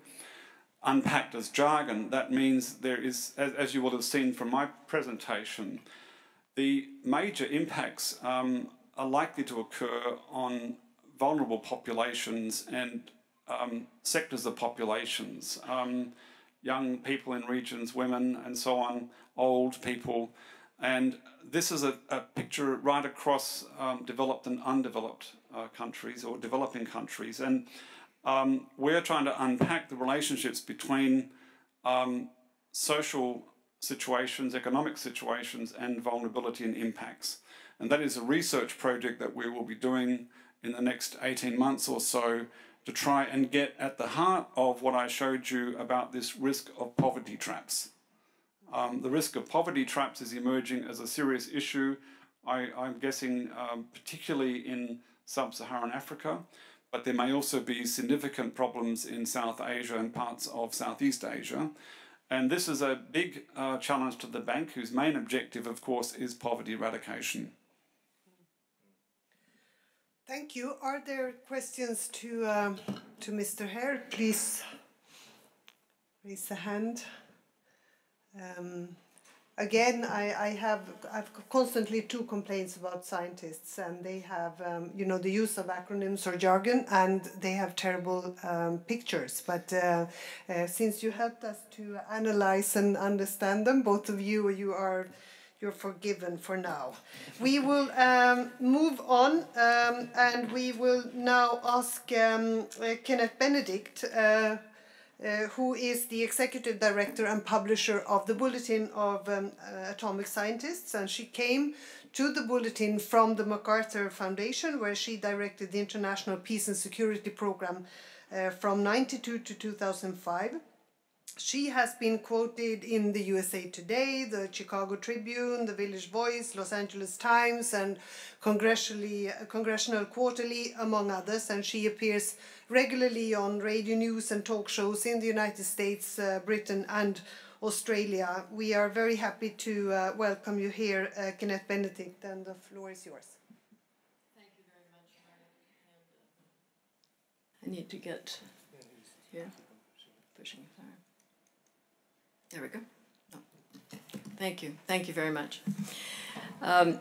We're here today to talk about a global risk and opportunity indicator, and when Dennis Pamlin called and wanted to talk about the Bulletin of the Atomic Scientists and our doomsday clock, I was certainly intrigued and very, very eager to talk to him about the global risk indicator. It is a challenge to convey, we think, to public policy leaders as well as the public the dangers that we face today. And my job here is to really tell you a story about the doomsday clock and about how the scientists in 1945 began to think about communicating these to the world. Over the past 66 years, the Bulletin has used the doomsday clock to inform the public and policy leaders about the dangers from nuclear weapons. Over this time, the clock has taken on a bit of a life of its own. Its power comes, I think, from its origins in the scientist movement that grew out of a reaction to the use of atomic bombs in Hiroshima and Nagasaki at the end of World War II. Many of these scientists who had been seconded to Los Alamos, to Oak Ridge, and other government laboratories during the war returned to their universities. And it was from there that this scientist movement emerged. The University of Chicago, where nuclear fission had first been controlled and where the earliest bombs were designed in the metallurgical lab there, was home to people like John Simpson, Edward Teller, James Franck, and others who helped establish the Bulletin in 1945. Also involved in those early days were Albert Einstein and Robert Oppenheimer, who served as co-chairs of the board of sponsors, and the magazine itself was edited by Eugene Rabinowitz, who had worked on the Manhattan Project himself. Not only had scientists and engineers created the most dangerous technology on Earth, they had seen it used on civilian populations without warning. Before those bombs were dropped, and even before the first one was tested in New Mexico in July 1945, scientists at the University of Chicago asked, indeed pleaded with President Truman not to use the bomb. They knew that the effects would be devastating. In the Franck report, they warned that an arms race would be a likely consequence if nuclear technology and materials were not placed under international control. They were especially worried about an arms race between the United States and the Soviet Union, one that would not be ignited if the weapons were not placed under the control of the UN. This is what they feared, and what actually took place, the buildup of nuclear weapons to their peak in 1987. In 1945, as you see on this graph, the US was the only country with the atomic bomb. But it was clear that the Soviet Union would eventually create its own. It was only a matter of time. And it was out of this sense of urgency that the cover design of the Bulletin was devised by a young artist, Martil Langsdorff, the wife of a physicist in the Manhattan Project. She was a landscape artist, not even a designer, but it was her inspiration that brought us the doomsday clock. The clock was meant to be a simple design on the June 1947 cover of the new magazine, but when the Soviets tested their first atomic bomb in 1949, someone, and we don't know who, it's part of the mythic lore that we don't understand who, had the idea of moving the minute hand of the clock toward midnight to show how much more dangerous the world had become. When the United States and the Soviet Union both tested hydrogen bombs within 9 months of each other, the hand moved to 2 minutes to midnight, the closest it has ever been. At first, it was the founding editor of the Bulletin, Eugene Rabinowitz, who decided when to change the hand of the clock. From conversations with his scientist colleagues and friends in his very large network that extended from US to Russia and Europe and elsewhere, Eugene would track trends, talk to people, get a sense of what was going on, what was on their minds, and came to a judgment about where the world was, whether it was more or less dangerous from the nuclear threat. After Eugene died in 1973, the Bulletin's board of directors decided to take up the task together of setting the minute hand. You can see here there was divergence of opinion, and the board discusses today the clock at every meeting, assessing the state of the world and the potential for nuclear disaster. Since the 1947, the clock hand has moved 20 times, toward midnight or away from it, to alert the public to the dangers we face. In 2006, the board met several times to consider what other dangers, in addition to the threat from nuclear weapons, would rise to the level of disastrous and irretrievable harm to humankind. After consulting with a range of experts, including climate scientists like the ones you've heard from today, listening to their observations, trying to understand their projections, the board decided that the disruptive effects of global warming appeared likely to pose the same level of threat as nuclear weapons. The effects would be felt in more severe weather, lower agricultural production, loss of fisheries, sea level rise, mass migration, and new disease vectors, which taken together might even lead to the end of civilization as we now know it. In 2007, we announced that global warming poses a dire threat to human civilization that is second only to nuclear weapons, bringing the clock hand closer to midnight. In 2007, it was 5 minutes to midnight. When we made the announcement in January 2007, it was one of 4 top global news events of that day. Moving the minute hand of a mythical clock became a news event. With a redesigned doomsday clock and branding provided by a Madison Avenue firm in New York, Pentagram, we held a simultaneous press conference in Washington, D.C. and London. Stephen Hawking, who is on our board of directors, along with Martin Rees, who then was president of the Royal Society, joined board members Ambassador Tom Pickering and cosmologist Lawrence Krauss and myself to issue the statement. With more than 1,500 news stories, including live streaming of the entire press event by CNN, pieces on BBC, ABC, The Wall Street Journal, The New York Times, Fox News, live interviews on Al Jazeera, and much more, we helped the world pay attention and raise the issues of nuclear weapons and climate change to the top of the public agenda. In response to that announcement, Republican Senator Dick Lugar and Democratic Senator Evan Bayh used the clock to draw attention to the need to secure loose nuclear material. And U.S. Senator Frank Lautenberg used the clock to draw attention to the need for action on climate change. Inevitably, cartoon journalists also noted the Bulletin's addition of climate change to our deliberations about the doomsday clock. Although the clock derives its authority from the expert community, it is also the people's clock.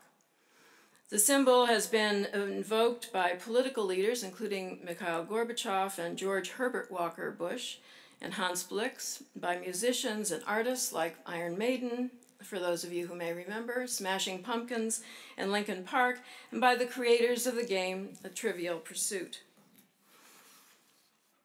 The success of the doomsday clock is hard to explain, a success that some have called so good it is scary.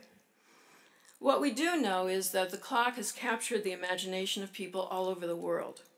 The universal language of time must be part of the story. The credibility of the group making the decision is part of it too. These are scientists, many of them Nobel laureates, but they are speaking about the fate of all of us, not just of themselves. They publish information and essays that appear every month and now almost every day in the Bulletin of the Atomic Scientist. You can find data like estimates of nuclear weapons in our nuclear notebook, along with reflections and analysis that place the data in context, that help connect the dots. The clock itself is the soul of simplicity, recognizable and accessible in all languages and cultures, and through every means of mass communication and social media available today. And although we write essays to let people know precisely the reasons behind the changes in the hands, the clock's message is understood almost instantly. We are closer or further away from destruction from technologies of our own making. Recall that Michael Bierut has called the bulletin's clock the most powerful piece of information design of the 20th century. In partnership with the Global Challenges Foundation, the bulletin is exploring the clock's continuing power to inform people about the fate of the Earth and to motivate them to pursue the solutions that science and human creativity can offer. But what can the clock's impact over the past 66 years tell us about the value of a communication symbol like the Global Risk and Opportunity Indicator into the future? We certainly welcome the opportunity to address the question, and with the goal of creating the most effective tools and messages possible. We're pleased to share the mission of the Foundation to inform business and civic and policy leaders and the public about the risks we face, risks that we have created and that we ourselves can address. Because as we know all too well, it is 5 minutes to midnight. Thanks very much for the opportunity to address this group today, and I look forward to our continued discussions. Thanks very much.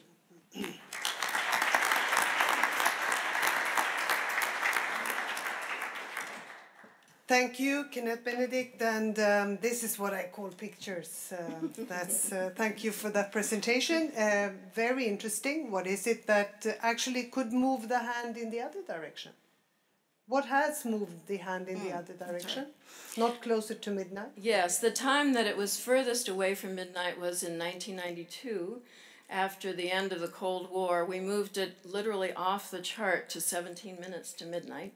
And at that time, with the dissolution of the Soviet Union, with signing of the Intermediate Forces Treaty in 1992 between the US and then Russia, we've thought we had great grounds for optimism, and indeed, since that time, we have decreased nuclear weapons down from 70,000 to 17,000 in about 20 years. So I think our optimism on that front may have been warranted. I think we still have a long way to go. And we also believe that climate change, in some ways, pushes the hand towards midnight. Thank you. Are there any questions to Kennette? I think we all need something strong like coffee, and you will very soon have a coffee break, but we have a short video message from our panelist, Jiahua, who is speaking to us from China? Yes, from China. You will see a printout of his speech on your tables, I hope, or in front of you, so you can follow. This will be just a few minutes message from Professor Pan. Dear participants and panelists, ladies and gentlemen, it is my greatest pleasure to join you in this recorded format to share with you my thoughts about global risks and the ideas about establishing a global risk and opportunity indicator. I, of course, must apologize for my being unable to join you in person. Global risks are a real concern, not only at a global level, but also in China at a national and municipal local level as well. In the Academy of Social Sciences, that's my organization, this is a top priority for our study. As a matter of fact, we've been heavily involved in the research on the issues of climate vulnerability. In particular, we have done some case studies in the western part of China where desertification is in progress, and we also looked at the issue of climate migration, which has been taking place for a few years already. If this trend continues, the challenges can be more and more serious. Last year, we have organized a workshop on equitable access to sustainable development with participants with all the basic member countries. That includes India, Brazil, South Africa, and of course China. And at that forum, we officially launched the book by Laszlo Sombat-Fayave, The Greatest Challenges of Our Time. This book had been given to Mr. Xie Zhenhua, the Minister at NDRC, National Reform and Development Commission, responsible for natural resources, climate change, and risk issues. And he told me that he is impressed by the ideas in the book. And also, I can share you another very interesting response to this book. That is the former Administrator of Energy Bureau. He told me that this is an excellent book, and the ideas are highly relevant to decision making today. At his recommendation, all the members of the National Expert Panel for Climate Change were provided one copy of the book. Last year at Doha, at COP18, the Conference of Parties to the FCCC, the 18th COP conference, we organized a set event at the China Pavilion. At that set event, we discussed the issue about global risks with a focus on climate change. And all the participants believe that this is really something we should not look at simply a possibility. Instead, we should look at the very rare cases. It is very rare, but we cannot exclude it. And then once it happens, then the result can be detrimental. So in that case, we should look at all the possibilities, pay particular attention to the extreme and the rare cases, that is the risks. It is my belief that there are many people like you who have been working in this area. We would like to see if there an opportunity for us to work together so that we can develop a set of global risk and opportunity indicators so that we can take some measures, we can have better understanding so that the decision makers, including the consumers, would be prepared for such risks. Again, I do apologize for my being unable to join you in person, but I do wish and believe, of course, the success of the meeting, and I hope that in the future we would have an opportunity to meet and discuss in person together. And in case you would come to China, I would welcome you at my institute, and would like to organize even some similar workshops or seminars in Beijing so that we can look at the issue in more depth. Thank you very much. Professor Pan, not being here in person, but inviting us to China. We will all try to go, I hope. But on a serious note to say that this was also proof of how Laszlo Szombatfalvi's ideas and his book actually has already made an impact and a difference in China. I think that's rather impressive. Now we all deserve, or you deserve, coffee and a break. So we will meet here again in 20 minutes. Thank you again to the panelists. I think we'll give them another round of applause and then take a coffee break.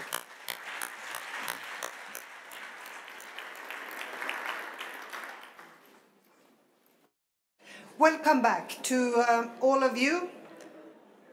We are ready for the second session, and as you can see, we have new speakers on the podium, and we will first invite Paul Dickinson to start off our second session, and he's the Executive Chairman of CDP, which means Carbon Disclosure Project, and he founded that in 2000, having previously founded and developed Rufus Leonard Corporate Communications, and also more recently iNetwork, the largest video conference service in Europe.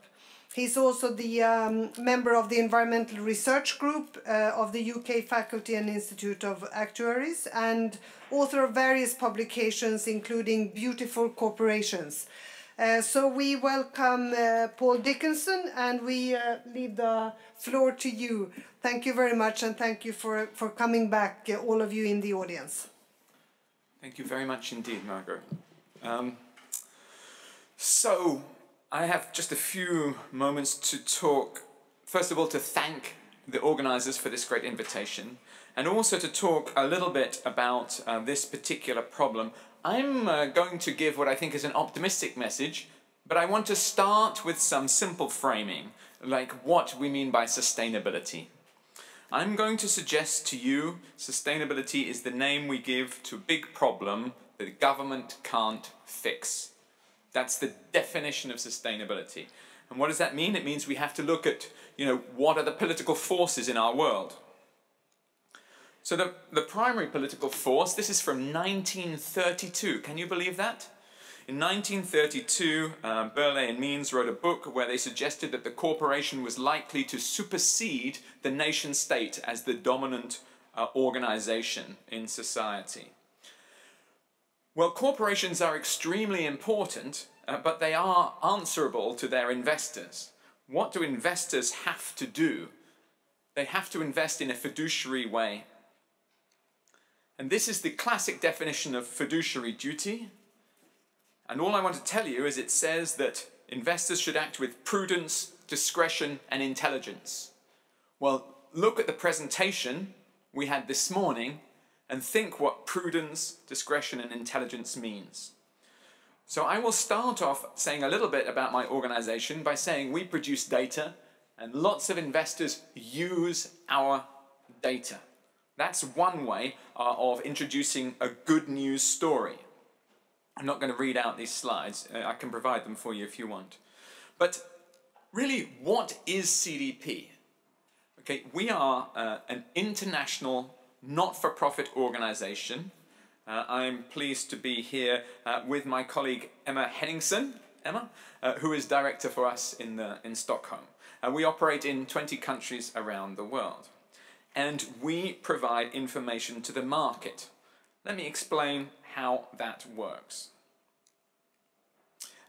We cover, for 12 years, carbon. We used to be called Carbon Disclosure Project, but we have really expanded our data acquisition to include water use and forests, and we now cover about 80% of natural capital.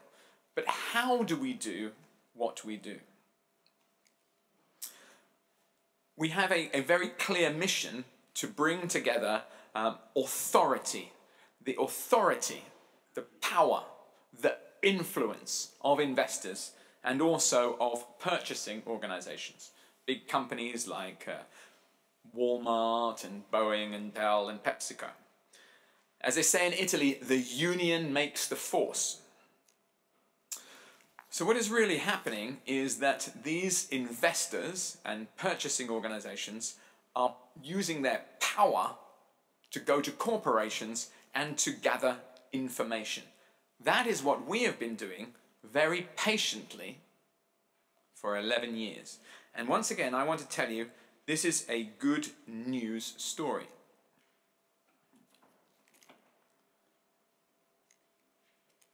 This is a difficult to read graph, but it represents the investors that we've been working for. Back in 2003, just 35 investors with $4 trillion US. That's still more than the GDP of the UK. But look, each year, the financial authority of CDP has grown. Now, we represent in 2013 722 investors. If you add up all the assets they say they have, it's $87 trillion. This is double counting. It's not all in equities, but it's more than the GDP of the world. At our first launch event, Madeleine Albright, the Secretary of State, former Secretary of State, said, "Our business is to help investors vote with their money." So look at this, $87 trillion of votes. And this is an effective system for getting companies to report, for example, on greenhouse gas emissions use, strategy on climate change. We have this year even more than 4,500 companies reporting through CDP. All that data is made publicly available through 300,000 Bloomberg terminals and many other applications.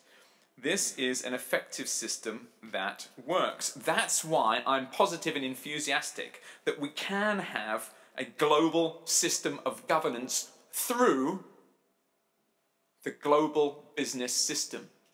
It's time to look at business as one global system. I'm pleased to say that we have more than 10 gigatons of CO2 emissions reported through the CDP system worldwide. And I can also tell you, 10 billion tons, I can also tell you we have 126 cities reporting through CDP now. That's been growing each year, representing 300 million people. All that data is also freely available. So when you get the most powerful organizations in the world together, corporations and cities, and you get them all to take an exam, what then? You score the responses. You score how well they answer the questions, and you score on their performance on climate change. And this we do. And we're quite well known. We're quite well known in many different countries, in fact. We started the organization globally, and we're honored that people like Ban Ki-moon would write the introduction to our global report, or President Zolik of the World Bank, or Chancellor Merkel. These political leaders recognize that the role of business in responding to climate change is absolutely critical. But remember that business can move very, very fast. In fact, we have Peter Bakker here, who is the Ban Ki-moon of the business community. You didn't know that there was a director of the United Nations, but he's here. And what's happening is extremely exciting, and we're looking forward to hearing his comments later. But what we really need to do is simply focus. I'm going to give you some quick examples of what this looks like. We have a program called Carbon Action, where investors with $18 trillion have instructed the companies they own to make emissions reductions that have a satisfactory return. I mean, there are huge return on investment from this kind of activity. What we need to do is focus the minds of corporations. I know you can't read this graph, but the blue and the orange areas, like half of all the emissions reductions that can be undertaken, have a less than 3-year payback period. So this is actually essentially risk-free activity that has a better return than most of companies' normal activities. So it's really, we produced a report with WWF and McKinsey talking about the opportunities in US companies. They can reduce emissions 3% a year and save $780 billion doing so. Energy is expensive. We talk about a problem with carbon. Carbon is energy. Energy is expensive. If you save energy, you make money. And this is really the extraordinary opportunity that exists in climate change. I want to focus on that opportunity. And you know, very much in, well, I'll talk a little bit at the end if I have time about Eckhart Vincent. So let's talk about innovation. You know, here is one of my favorite business thinkers, Prahalad from Harvard Business Review, talking about sustainability driving innovation. If you were paying attention this morning, as we all were, you can see that there has to be a complete change in the way we produce and consume goods. So this is the big driver of innovation that we're going to see in society. One of the things that we are doing, and I'm sure my colleague and friend Nick Robbins will talk about, is starting to ask fossil fuel companies, for example, how do you think you value coal reserves and oil reserves when the scientists say we can't burn them? You take the conservatism that lives in corporations and the conservatism that lives in investors, and you do kind of jujitsu. You say, what are we going to do about this problem? What is your guidance to us? That is very new and very exciting. I'm going to talk a little bit now about you know, what next. I couldn't believe the traffic I experienced in Stockholm yesterday. Unbelievable. Let's just look at the US, where I've done the statistics. Americans are spending about $900 billion a year moving themselves around. That's just people. $900 billion each year. You know, this is a commercial opportunity. I'm not going to start talking about video telephones. I would love to talk about video telephones, but I need another 15 minutes.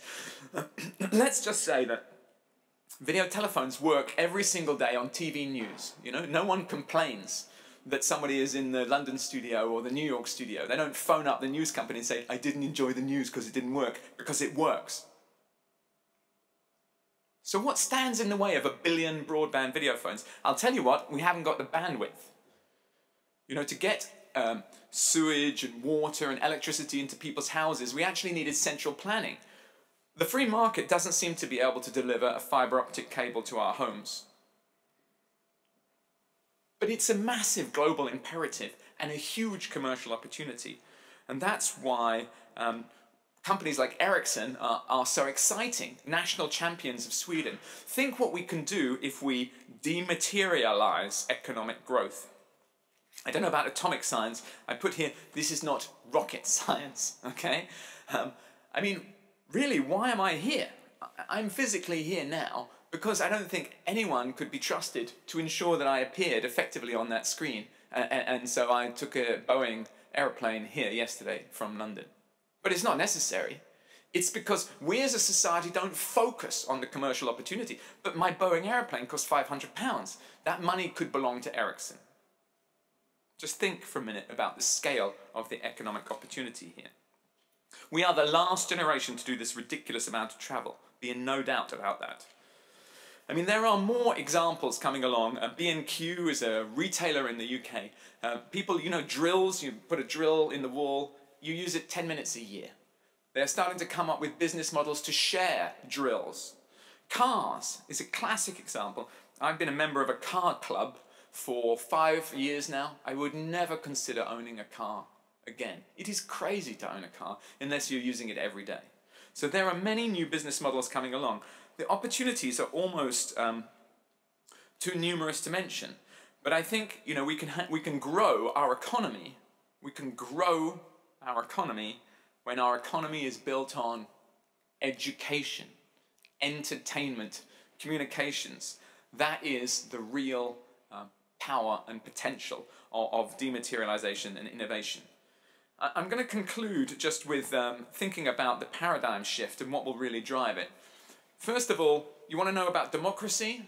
Here's democracy. When I shop, I vote. You know, when I spend my money every day, when I invest my money every day, this is the election that is going to be owned and controlled by the companies that win in this global challenge. We need to realize that spending money and investing money is a political activity. But you know what? Marketeers and marketing and communications, they're very good at that kind of challenge. And a final thought I'm going to leave you with is really about the potential for a policy that solves all problems. Sounds like a dream, huh? In my last minute. Can we have a policy that solves all problems? Well, actually, yes, we can. I met Peter Bakker for the first time with a friend and advisor who died in 2008, unfortunately, called Eckhart Vincent. Eckhart Vincent put carbon dioxide, water, and these kind of things on the profit and loss of his company in 1990. Tons of CO2 multiplied by a financial value. He was a true visionary. And he came up with a simple idea. He says, value extracted tax. You know, we've got a lot of unemployment and we've got a lot of pollution. You move taxation off labour and you move it on to resource consumption. CO2 taxes, emissions taxes, you know, resource taxes. Do you know what you do? You reduce unemployment and you reduce pollution. Does it have to be more complicated? I don't think so. So this is really a very optimistic message. You know, humans are very, very clever. The only thing we haven't really done yet is woken up to the scale of the problem. And I salute Dennis and the foundation and our distinguished hosts for focusing on risk. Because there's risk and there's opportunity, there's a time for action, and it's now.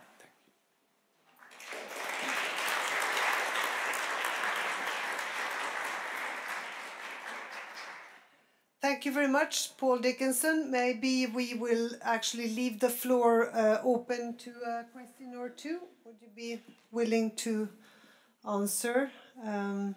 It sounds easy, but why is it so slow? Why? Where do you see the real gaps also in your disclosure project, and what do you see is not coming on as you would like it to? In my question a little bit earlier. Maybe push. I'm sorry. Okay. The criticism I would make of governments, and it was in my question earlier, is, you know, if you believe even half of what the distinguished scientist told us this morning, we have a global emergency. Now, when you have a global emergency, even if a government can't deal with the problem, and I think it's very hard for governments to deal with the problem, I think they have a responsibility to inform the citizens about the problem. I don't think it's fair for governments to not take time. You know, in the UK, when HIV started, the government sent every household in the UK a leaflet. It was very English, didn't mention sex. But it kind of warned us, right, that there was a real problem. Every household in the country is communicated. I think the governments in the OECD must go to the citizens and say, friends, we have a real problem. That's the first thing. The other answer to your question, Margot, is I think companies lobbying, businesses lobbying governments against regulations, businesses even funding, undermining the science. That, I think, is incredibly irresponsible, maybe even treason, but it happens a lot at the moment, and it's a source of great shame. Are there other questions? Yes, please. Do we have? Yes. I'm wondering, you're collecting a lot of data from corporations on their climate or their CO2 emissions and so on. To what extent are investors actually using all that data for their decision making? That's a really good question. Whilst I buy myself some time, I will point out that more than 2,000 of the responses we now have external verification. So it's actually investment standard data. Okay, that's the good news. The bad news is that actually there is some correlation between how the data is used and the cost of carbon dioxide emissions or greenhouse gas emissions. So, for example, if there was a $50 a ton tax tomorrow, our website would crash. Every investor in the world would say, "Oh no, who's going to win? Who's going to lose?" But at the moment, greenhouse gas emissions are free in most countries and with relatively low costs in the US, a higher cost in the EU thanks to the genius of politicians like Margot. But we're not Father Christmas here. We can't make the taxes come. But I think that there are investors, for example, who look at things like fuel efficiency, and they could see that in the 2008, which car companies were going to do better when oil reached $100 a barrel. Yes, there was another question there. Please, sir. Yeah, thank you very much. It was interesting. I'm a member of parliament from Denmark, and to be honest, I'm thinking the same way as you, but I have been there for 30 years. And perhaps the new thing is that part of business are saying it now, and it's not only a discussion for environmentalists, and I appreciate that very much. I think that's very necessary. But my question is, for the time being in Europe, there is a pressure from a big part of industry, and the biggest, to not go the way you're advocating. Of course, part of industry is saying what you're saying, but there is you could call them the old industry, but they are very strong for the time being. And the politicians in Europe are weak for the time being. Also, when we relate it to the price on CO2, because that could be a driving economic force to do what you are saying. So perhaps a question to you, for the time being, isn't we are in a period where we are thinking, all of us, politicians and business, due to the crisis, are in very short term. And if most politicians and most businessmen accept what you are saying, I do, then a lot of us will leave it for tomorrow to take the decision. You are absolutely right. I think it's the biggest problem, the one you identify. And the behavior of these industries is totally unacceptable. And it was totally unacceptable how the tobacco industry behaved. And it was totally unacceptable how the slave owners behaved. But we have to get these people on television and say, you're worried about your profits, I'm worried about my children. Let's talk about that. Well, thank you very much. We will actually move on now to risks and reinsurance. And we will ask David Bresch, who is with us on a video conference. We are doing exactly what you encouraged us to do. And David Bresch, he heads the Sustainability and Political Risk Management unit at Swiss Re. And of course, for Swiss Re, as a global risk taker, climate issues feature prominently on the agenda. And David Bresch, he has also been a member of the official Swiss delegation to numerous COP meetings, Copenhagen, Cancun, Durban and Doha. Welcome. I hope you can hear us well, and I leave the floor to you. Thank you, David, for being with us, although not in person. Good morning. You hear me like that? We hear you. Perfect. I'd really like to give me the opportunity to talk to you. It's a pleasure to be connected by video, and also a bit of an apology not being there physically, but I think in the spirit of the challenge ahead, this is probably a contribution we should more often think about. I'd like to kick it off basically one or two remarks about what the reinsurance industry as a sector brings to the table, and then go a bit deeper into the challenge and how we think we can bring something towards a solution. But I have to state right from the beginning, the challenge at hand is one no sector alone, no country alone can resolve, and that's probably one of the reasons why we're not on track regarding this challenge. Also, just to state here, Swiss Re is carbon neutral. We've been so since 2003, and as just mentioned by the colleague from CDP, we do think that efforts like CDP are absolutely crucial to get these things moving faster than we've been doing so in the past.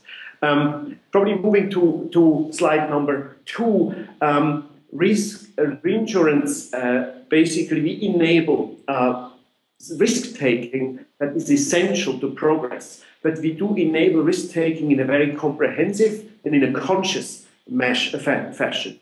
So first and foremost, we help putting risks on a table. That's why Swiss Re has for more than 20 years been very vocative about climate change, the challenges, and also the solutions we bring to it. So we basically identify and evaluate risk. We then take and select risk. We do that in a very, very deep dialogue with stakeholders, not only our clients, also society at large. Again, that's why I'm really pleased to be here. We basically base a lot of our risk evaluations on very strong collaborations with science and academia at large. That's why we've been involved in the IPCC process also since it starts in the say early mid-90s. Sometimes in some issuances like this one, almost the latest one, as a real author, where we do think we bring something to the table. So not so much in chapter 1, more on the impact side, honestly, to be speaking here. But we do take the IPCC findings as a starting point in our strategy and as a starting point of our discussions. So we take that piece of work as the relevant contribution to the challenge from the science side.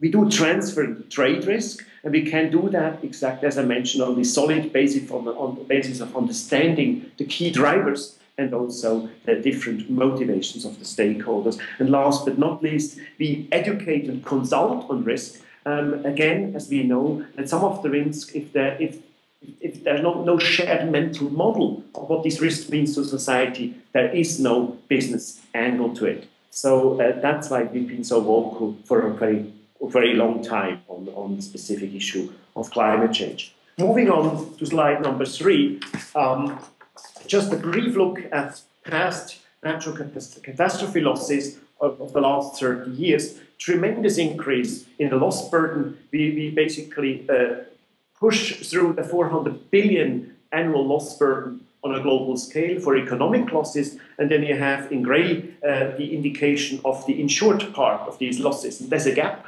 and this gap means that the insurance industry is helping societies dealing with these issues, but it can do more, it could do more, and I come to that in a second.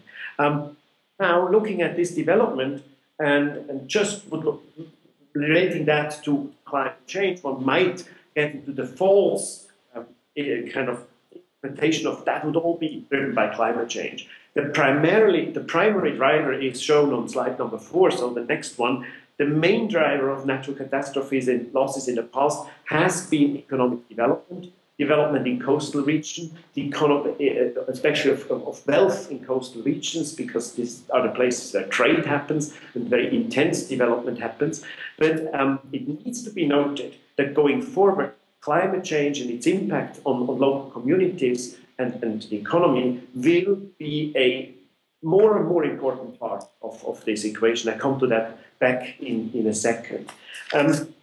Also important to know, that's the next slide, climate risks are highly interconnected, and that's why a single kind of actor like the insurance sector cannot do it alone. We all know greenhouse gas emissions do drive global temperatures. That has an impact on the complex climate system in terms of more frequent and more severe extremes. Even so, the IPCC struggles there to put exact numbers down, that we cannot afford ourselves to sit and wait until we know it the hard way. So we have to start acting on it. And if you look at the projections, they tell us a quite clear picture. And last but not least, these impacts on the climate system go far beyond the extremes, far beyond single specifics. It's really pushing a lot of pushing our ecosystems to probably some of their tolerance thresholds, and that will lead to issues like food security, has impacts on health, might lead even to resource conflict, migration ultimately, and that's why we do have to tackle the problem at its root cause, and closing basically this by really regulating greenhouse gas emissions on a global scale. So we strongly advocate that. Swiss Re advocates a price tag on carbon, as that would be a way to internalize a known externality, making just reference to the Stern report, which stated that very clearly. So on slide 6, there is a very strong need for low carbon development, as I just stated, and on the other hand, to a climate compatible development in the sense of looking at how we can strengthen the resilience of communities across the globe. But let me first spend 1 or 2 minutes on low carbon development. That's next slide, slide number 7. We've just published a report how we can build a sustainable energy future. And as you might guess from a global reinsurer, who diversifies risks across the globe, we look both at risk as well as opportunities. And we realized it's really a portfolio approach that's absolutely needed here. It's one size fits all. There's not the silver bullet technology which will save us. It is a very, very complex combination. And that's why I put down there the link and text. So if you'd like to go deeper into the report, please do so. On slide 8, I just summarized very briefly the key findings of this effort. And in fact, this effort forms the basis of our energy strategy within the group. Basically, we realized that even this ambitious policy, it will be very, very difficult to stay within the 1.5 or the 2 degree realm of the climate system. So there's a huge challenge to us how to deal with that. And that's why point number 2, adaptation is one of the things we do have to look into. We all know the famous statement, we should avoid the unmanageable, but we have to basically manage the unavoidable. That will be later covered a bit in detail. And we do think, yes, the energy system faces fundamental changes, and we can be an enabler of that because there are investment opportunities doing in greening the economy and reducing the carbon footprint of our economies. But it doesn't come for free, and that it doesn't come automatically. And that's why the reinsurance industry, with a long tradition in de-risking investments, has a role to play. And we definitely up to that challenge. I would like to leave the low-carbon development challenge with that, just making reference to the deeper report. In fact, it was a scenario-based exercise to really look at different pathways and how we could help them converge on a positive outcome. And with that, on slide number 9, I'm basically focusing on the adaptation challenge. We do know, yes, we both need low-carbon development and climate-resilient development, so let's focus on the second piece, climate-resilient development. Slide number 10 shows us basically just the basic report we published 2009, in fact, in the run-up to Copenhagen, how such a climate-resilient development can really be shaped, in essence, looking at the economics of climate adaptation. Economics in the wider societal sense, how to best allocate resources to reach a shared goal. And on slide number 11, I share with you on the top the key findings, and then in the remaining couple minutes, I'm going to comment a bit on how we got to these findings. We do find in about 20 studies across the globe, all sectors, all different political systems, different constituencies, different hazards, we do find adaptation measures are available to make societies more resilient. And they should be an urgent priority for custodians of national and local economies, such as finance ministers and political leaders at large. The number 2 bullet there is important. Decision makers need facts in order to identify these most cost-effective actions. And that's why point number 3, we formed or are proud to be part of the Economics of Climate Adaptation group, which developed this methodology to provide decision makers with such a fact base. And it does allow decision makers then to really look at a plethora or a kind of a basket of adaptation options to really combine climate adaptation with sustainable growth. And last but not least, last bullet on slide number 11, the insurance industry is a partner in that challenge. Basically, insurance puts a price tag on risk, and that helps us trade and share risk in order to better diversify across the globe. But insurance has a second implication. By putting a price tag on risk, you also remind people not only it's not for free, but also you could possibly reduce that price tag by your own actions. So investing in prevention and preparedness is often the cheaper option than to seek insurance cover. You might find that interesting that an insurance company states that so bluntly.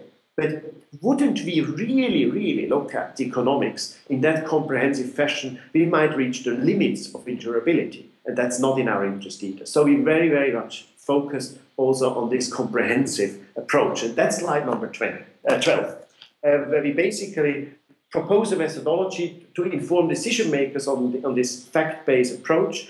The second paragraph there we developed a methodology which focuses on total climate risk. So be reminded when I showed you the net cat loss development of the last 30 years, it was a tremendous increase in the loss burden, primarily driven by the risk landscape today, by economic development, number two, and then climate change aggravating the situation in the coming decades.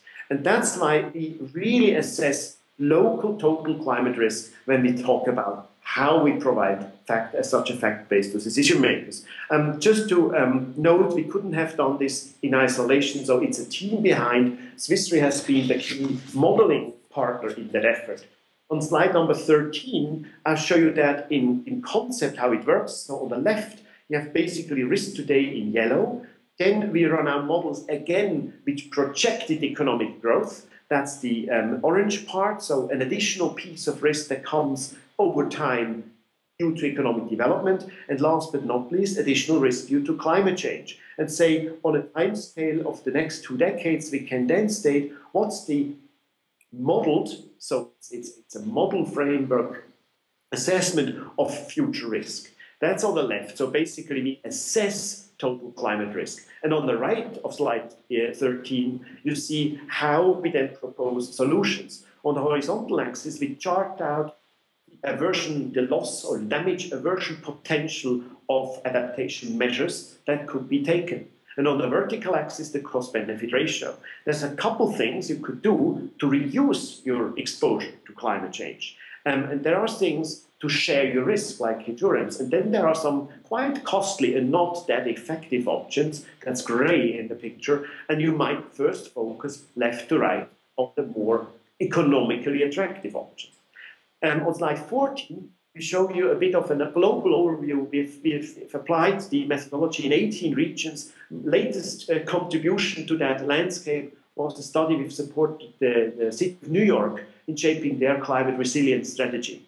And I'm going to share with you, to conclude, our findings for the Caribbean region, where we looked in 8 countries in that region and looked at all relevant economic sectors. What we found, and that's 15, in Barbados, the risk, total climate risk to the country of Barbados is doubling within only 20 years. That's quite a lot, and quite a challenge to the local economy. Well, you also see that the local economy is the key driver of that change. And climate change, under certain scenario assumptions, and we can go into the details in the links provided, basically does also further aggravate the issue. So this specific country is faced with the challenge of doubling its risk footprint, say, over the next 2 decades. And what we propose in order of actions to mitigate that risk, that's slide number 16, where from left to right, you have all the kind of options decision makers could envisage to lower the risk burden to their economies, to their societies. On the vertical axis, again, we reminded the cost-benefit ratio. And you see from left to right, extremely attractive options. Reef revival, mangrove revival, so ecosystem-based adaptation is often an economically extremely attractive option to be considered. So we calculated often it's 1 cent, in fact, of investment in sound ecosystem that delivers $1 in risk mitigation. And then it goes on into technical measures, and the biggest contribution comes from building codes and enforcement of building codes, where at least you get an economically attractive picture that 90 cents invested in good building practice delivers $1 loss averted. And then come less attractive options to the far right of the picture. That was one case study, but to show it's not that easy in all countries, on slide number 17, you have the case of St. Lucia, where only 16% of the adaptation measures have net economic benefit. For different reasons, again, a link is provided if you'd like to read about those. So for these small island states, there are challenges they can by no means resolve in isolation by themselves. And that's why we've been very proud and happy to be part of the Caribbean Cat Risk Insurance Facility, a mechanism which allows Caribbean island states to share risk across their boundaries, and in that sense, basically indemnify their economic development against some of these challenges. And on slide number 18, it's a bit of the economics behind the Caribbean Cat Risk Insurance Facility. And I should have stated at the beginning, all this study we've done in close collaboration with the CCRIF, as the acronym reads. So on slide number 18, you basically have a picture of what a 100-year event to the island of St. Lucia might look like. Depending on our kind of referencing to our models, it might lead to an impact of 1.5 or 1.4 billion US dollars in loss once every 100 years to the island state of St. Lucia. A small amount, 60 million only, can be cost-effectively averted, as seen on the previous slides, on 16% of that order of. And there's a certain amount of acceptable loss because the budget might tolerate, and there is a residual loss to be covered somehow. I'm almost finished. Thanks for the hint. So the far right of the slide, you basically have two options. You could either invest in further risk mitigation measures that would cut out 60% of this billion remaining loss at the cost of about 100 million annual expenditure to make that happen. Or you could share your risk across the island states at the cost of only about $30 million a year with 100% coverage in case of an event. And I'd like to basically wrap it here and say, by no means adaptation solves the issue at its root cause. We do need to reduce emissions. That's a part where we play a strong role enabling this change in the energy system by taking out some of the risks of these investments that need to be taken or be made. And on the other hand, we help societies to become more resilient by just mechanisms as the one shown for the Caribbean. I would leave it here. Thank for your attention and definitely open the floor for questions. Thank you. Thank you.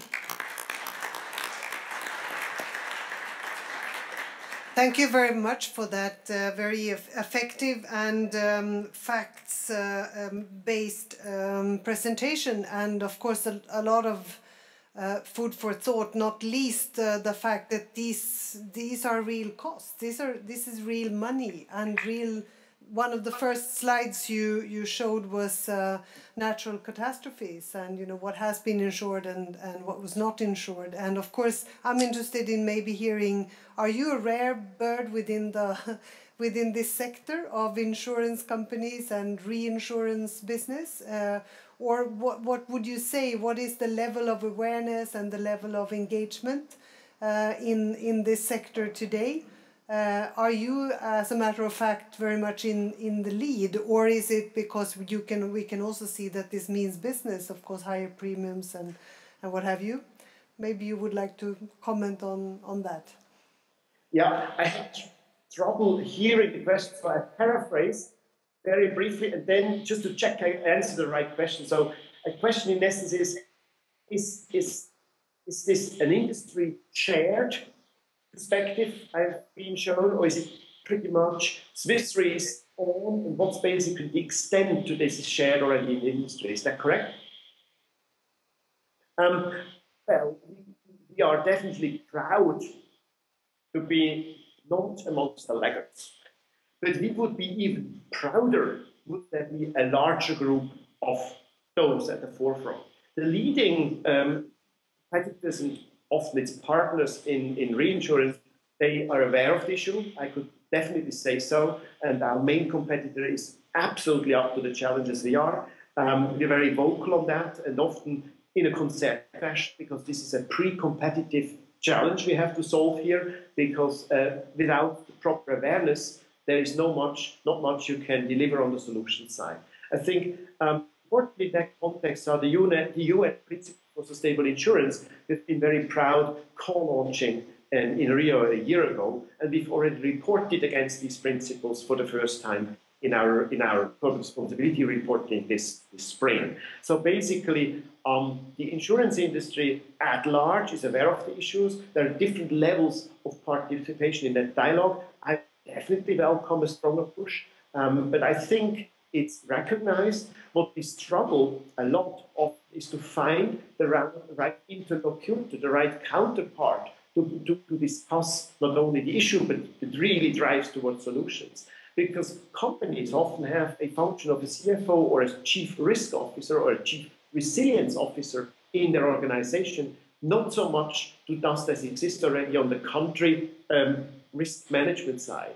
And often, therefore, it's a challenge to find the right counterpart to, for example, continue working on economics of adaptation. So we're pushing very hard to establish this role of a chief risk officer or chief resiliency officer, as now, for example, the city of New York is achieving.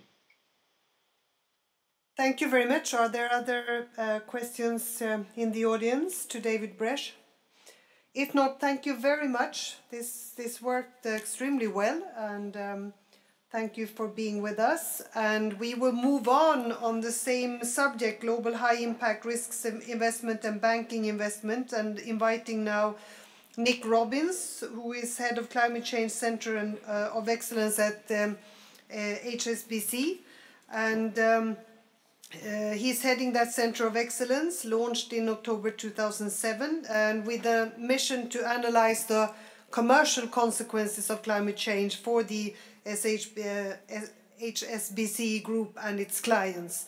And he's also a member of the UK Government Sustainable Development Panel, etc., etc. He's a fellow of the Royal Society of Arts and an associate member of the Securities and Investment Institute.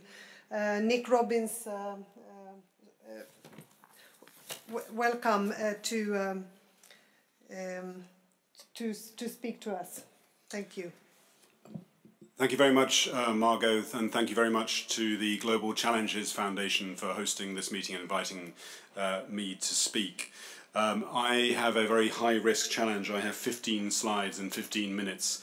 HSBC stands for the Hong Kong and Shanghai Banking Corporation, but is known internally as How Simple Became Complex. I hope I can reverse the order.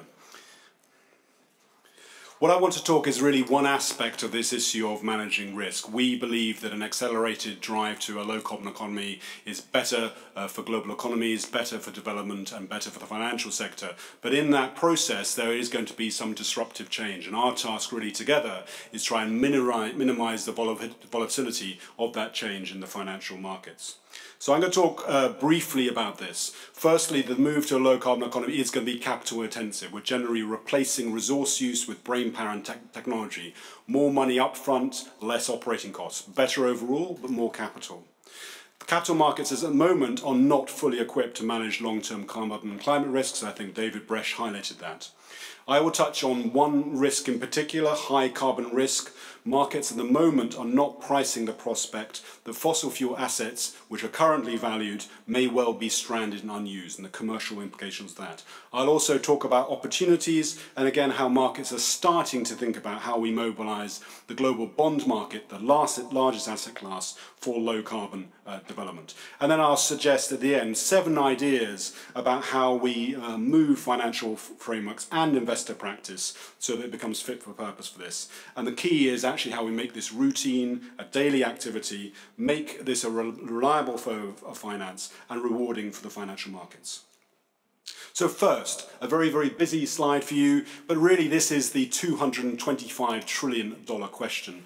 Paul Dickinson earlier suggested about 70 or 80 trillion dollars are now asking the climate question through the CDP. But our challenge really as a global community is think about how we move the $225 trillion in terms of capital stocks, whether that's in stock markets or bonds or loans or whatever, so that it is aligned with the goals of low carbon economy and climate resilience. Particularly we need to think about this in the context of emerging markets so that their growth aspirations are ensured and development takes place.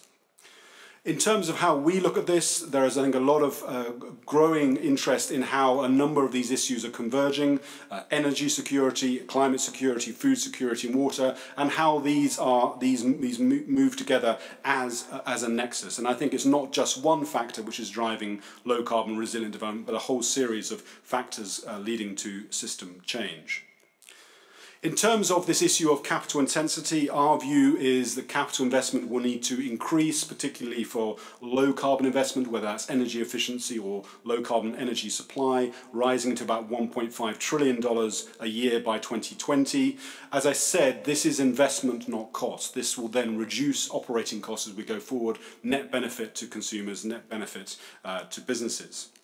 But also this will be disruptive. We're living through one of the most disruptive technological phases through the digital economy. The digital economy is leading us to be much better off, much better off. But we know in that process this can be very disruptive. If we think of Kodak, a great company, but think about how that company and film cameras and so on got left behind as this digital process has moved on. As we move into the low carbon economy, we will be better off, but there will be disruption along the way, and the task for us is to minimize that disruption as much as possible. When we normally think about climate policy, we think about the policies on the right-hand side of this chart, about the policies in the real economy, energy regulation, transport regulation, agricultural regulation, regulation around infrastructure, very important. We need governments to do their job to actually put in place the policies that drive low carbon resilient development. We've been less good about thinking about the financial economy. How does climate factors get integrated into banking regulation, investment regulation, public finance, and also subsidies that we have in many parts of the world for saving as investment. At the moment, we really are in kindergarten when we think about how we integrate climate risk into that financial economy. Excuse me. I just want to give you one example. One concern that has been rising as we think about low carbon infrastructure is about how financial regulation impacts on this.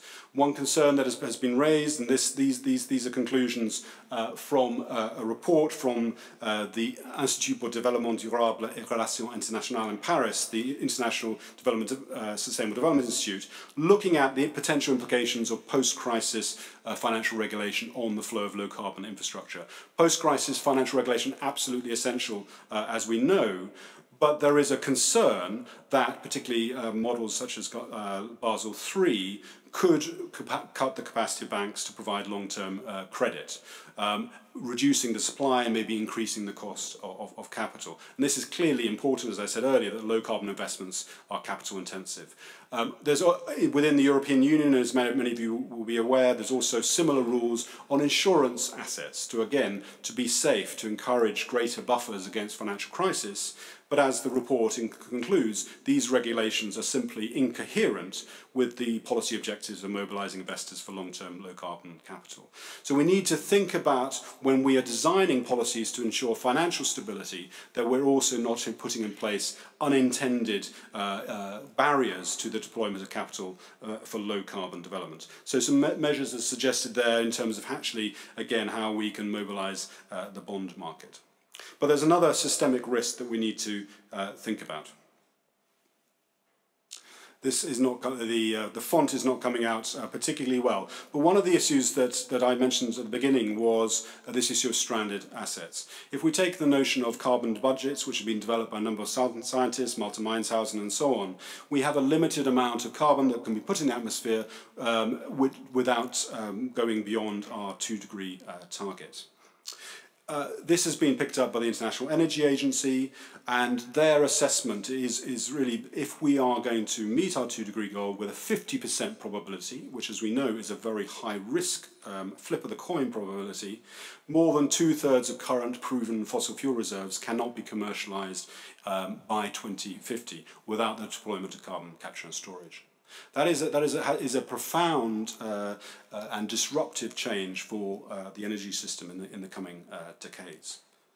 What does this mean in terms of the outlook for the fossil fuel sectors? Again, this is analysis from the International Energy Agency, a very conservative intergovernmental body. These show the growth rates in terms of gas, oil and coal, again, in the their low carbon scenario, their 450 ppm scenario. So you can see on the right-hand side, gas continues to grow. It's a lower carbon fossil fuel, as you know, but oil and coal start falling year on year, and oil and coal potentially by 3% a year, coal demand 3% a year in the 2020s. That is a fairly substantial shift in the global energy system. Our job at HSBC and our Climate Centre is then to see what could these shifts mean for investors. And I'll give you 2 examples. The first of them was looking at coal, the most high carbon asset. And what we did here was really try and develop a scenario. If coal growth ceases, the growth in coal demand, so not coal use, but just the growth in coal demand, if that ceases in 2020, what does that mean for the valuation of coal assets on the London Stock Exchange today? And the chart on the right-hand side gives you that analysis. So again, if global coal demand peaks in 2020, as the IEA is saying it needs to, what would that mean for the valuation of coal assets today? The answer is they would fall by 44%. So that hits the materiality test for investors. This is material for investors. We need to move to a low carbon economy. But if we don't take account of these risks now, we could be left with shocks to valuations and therefore pension funds and so on. The second is then looking at oil and gas, and again we've developed a scenario to look at actually potentially some of the implications of this. We took a very tough scenario, a $50 per barrel ceiling test. In a low carbon scenario, as we know, there'll be lower demand, higher efficiency.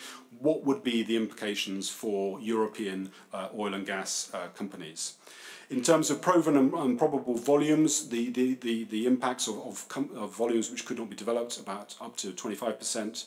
But the overall impact, including price impacts, again, 40 to 60% of current share prices of large European oil and gas companies. Again, a material issue for investors. Why is this relevant? We know that the long lead times for oil, gas and mining projects, what happens post-2020 is relevant today. We have near-term capital allocation decisions. We know there are a number of catalysts around the world. We have rising concern about air pollution, water stress in emerging economies, India and China notably. We have tightening carbon constraints. We have the substitution of other technologies. And we have peak demand for energy in the industrialized countries. How could investors respond? Focus on lower cost, lower carbon assets, and demonstrate what we are calling capital stewardship, stress testing the capital expenditure plans of companies to ensure that they're delivering attractive returns in a 2-degree world. I'd just like to turn briefly to a good news story, the low carbon opportunity. As I suggested earlier, the bond market is the largest pool of assets we have in the world, around $100 trillion. How can that be aligned with this shift to a low carbon economy? We've been working with the Climate Bonds Initiative, and this year we've highlighted that the issuance of bonds linked to climate themes has grown by 25%. The largest area is still in transport and rail, low carbon transport, but growing allocations to renewables and also green bonds by the big international development banks. And here is a good Swedish success story because SEB Bank is the leading bank in this green bond market. Interestingly, in terms of actually where these bonds are, in terms of the country, China is the largest, largely because of its large allocation of bonds to railway, but also growing renewable investment. Very interesting in their latest policy about driving low carbon economy, they've been highlighting the issuance of bonds for energy saving and environmental protection. So if I may conclude, 7 ideas really for the next decade, how we actually align capital markets with a 2-degree world. 4 themes for financial frameworks and 3 for financial practices. Firstly, how can we ensure that the core regulatory frameworks on banking, on investments and other frameworks, how do we ensure they include climate and environmental security? Secondly, on financial stability, we need to make sure that we're integrating climate tail risk, as we've heard this morning, in terms of carbon and climate, into the management of market resilience. Thirdly, how do we link the tax incentives, which in many countries we receive for savings and pensions, again with climate and environmental security? And fourthly, how do we use wisely scarce public finance to shift the risk-reward ratio for investors, particularly, as I said, credit enhancing for bonds? 3 financial practices, and then I'll close.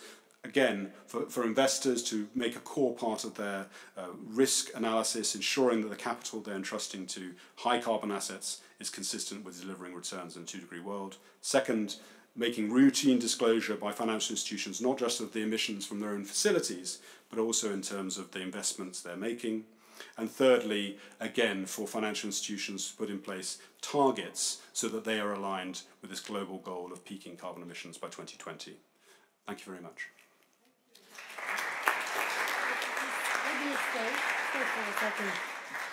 Thank you very much. Another very interesting and well-structured intervention, and very, very interesting to see, for example, your point on financial regulation. Are you saying also that this is today not included in those frameworks and in the regulation frameworks, or not enough, or not at all? I think there's growing awareness, certainly, and certainly within the European Union there's a very useful process going on around long-term financing, and I think certainly within the insurance regulation in terms of the solvency rule, I think there is a recognition that actually the rules are going to be deterring insurance as investors from doing actually what we need to do from a low carbon point of view. So there's growing awareness as yet.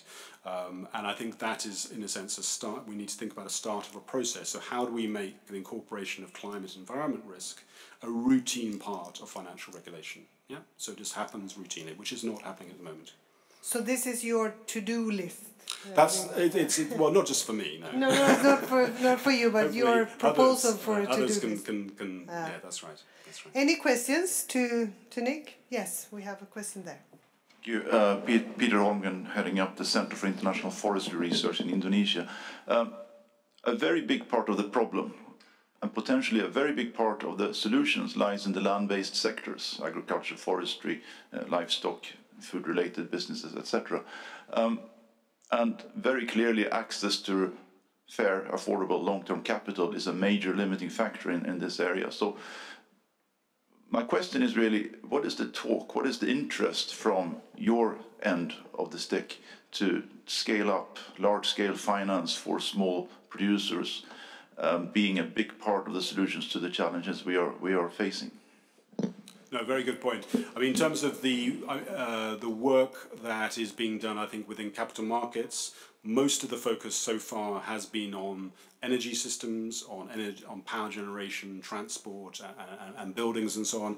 People recognise the importance of soils and forests, but again, in terms of capital markets, actually the focus on that has been relatively limited by comparison with energy.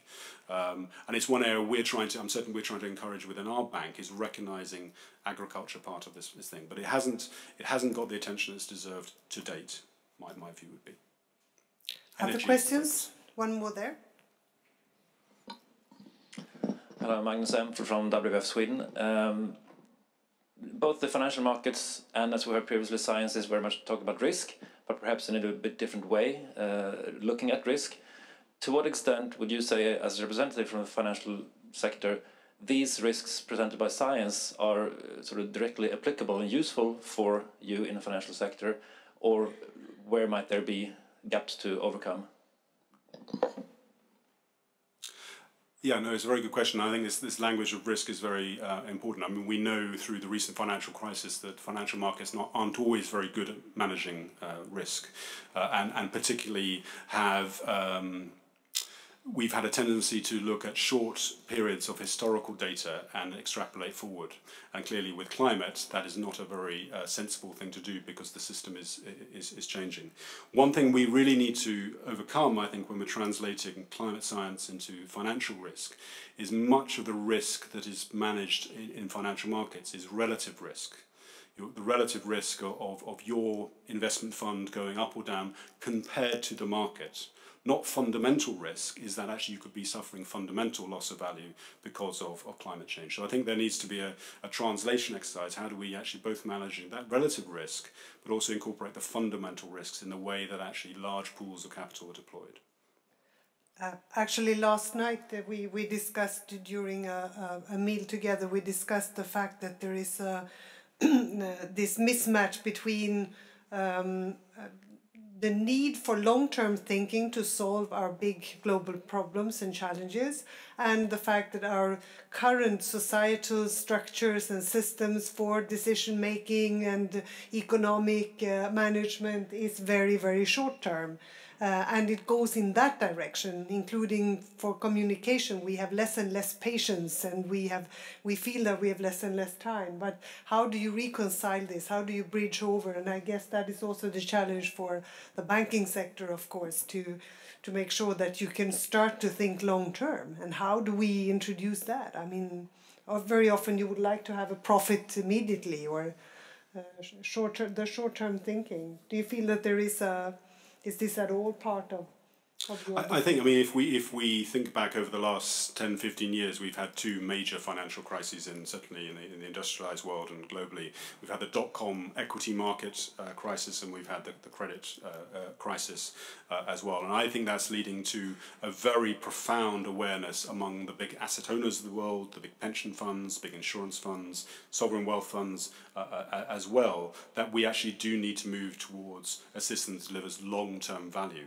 Within that, we can incorporate climate risk, environmental risks, and other social issues. So I think we are fortunate to this extent that there is greater awareness of that need to move to a long-term model. And that is good, I think. It provides a very fertile ground for incorporating climate risk. With those comforting words, we thank you very much. And we give another round of applause to wake everybody up.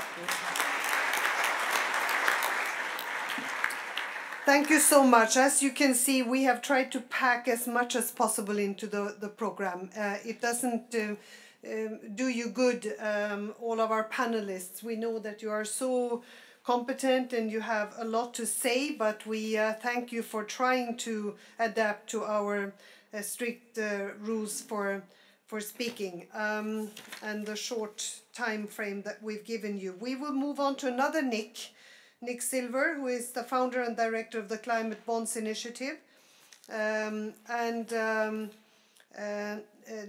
You are working, the Climate Bonds Initiative is working with governments and to develop policies that will facilitate institutional investment at scale in the low carbon economy.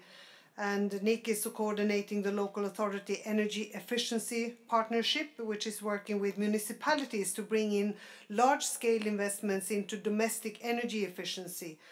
And Nick is also part of the UK government's Capital Markets Climate Initiative, which aims to drive large-scale investment into climate change mitigation and adaptation. So please, Nick Silver.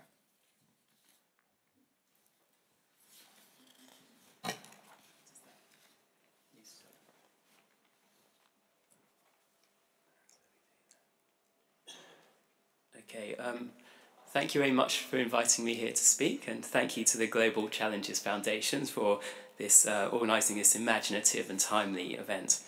Anyway, I attend a lot of events on climate change, and you normally get to hear about really interesting stuff like extreme weather, ice caps melting, or the latest high-tech clean energy developments. But I'm going to talk to you about insurance company regulation. Right. But why I'm going to do that is if we think about risk the way insurance companies do, I feel this gives us a framework for setting greenhouse gas targets. Now, of course, for me, that's a necessity, but it's not sufficient. And the work that Nick has, and Paul have so eloquently outlined about how we move the financial markets to get there, and the other work I'm doing with Climate Bonds Initiative, I think that's vitally important. But I'm going to just focus on this very narrow question and see where it gets us. First of all, a quick overview what an actuary is. We are long-term risk management who apply mathematical techniques mainly in finance. But I just wanted to say that the financial crisis taught us that mathematical models are not sufficient to properly manage risk and can be a source of risk unto themselves. It's often the case that the risks that you should be most worried about are the very ones that are outside your model. And I think this very much applies to climate change as well. The couple of the very good talks this morning talked about scientists being conservative. Now, what scientists mean by conservative is what it says in their model, right? Well, if you think about who's conservative, is it conservative to wear a seatbelt in your car because there's not much chance of your car crashing? No, it's not. It's actually the conservative approach is to worry about the most risky things which you don't know about, right? That's basic, our approach. Right, the main part of my talk, I'm going to talk about approach to risk management, which I think is particularly applicable to climate change. We call it the risk of ruin approach. This comes from a legislative requirement under Solvency II, which is the regulation governing how insurance companies operate. So it's what insurance companies have to do by law. And the way, like to give you an overview, what it says is think of something that's really, really bad that you don't want to happen. Work out the probability that you can live with of that really, really bad thinking happening. And then applying that to climate change, which greenhouse gas concentrations should you set to avoid the really, really bad thing happening, right? Insurance companies have been around for a long time and are often critical to the functioning of markets. But they have a number of intrinsic problems, one of which is called asymmetric information. So if you buy an insurance company, you don't know if your insurer is going to be around to pay the contract because they've got a lot of stuff in your books, on their books, and you don't know how risky that is. And over the years, lots of companies have failed. So practice and regulation has developed over a long time to try and protect policyholders and build confidence in the system. And it accumulated in the current requirement, which is that insurers have to hold enough capital so that they will survive a 1 in 200-year event. Right? And that rule has worked very well recently. Most companies survive the financial crisis and really bad things happen, like the Japanese tsunami, and they didn't fail, right? But if you think about that, a 1 in 200 year event, that's a long, long time, and pretty much anything can happen in that period. For example, 200 years ago this year, Mount Tambora erupted, causing widespread crop failure and mass starvation. This was the famous year without summer where Mary Shelley wrote Frankenstein. That was a long, long time ago, but yeah, insurance companies now have to set aside enough money so that they can survive such events. Right, this slide here shows a simplified version of how this works. What you do is that green curve shows you work out the probability of all the things that can happen with less probability than a 1 in 200 year event, and you have to hold up enough cash, right, to cover those losses. And this is a summary of the issues. One thing I'd like to mention is adverse incentives. Again, this is particularly pertinent. The company would like to write as much business as it possible because that means it will get the best return on its capital and make the biggest profits. But that's actually diametrically opposed to what's good for a policyholder because it increased the risk of the company failing.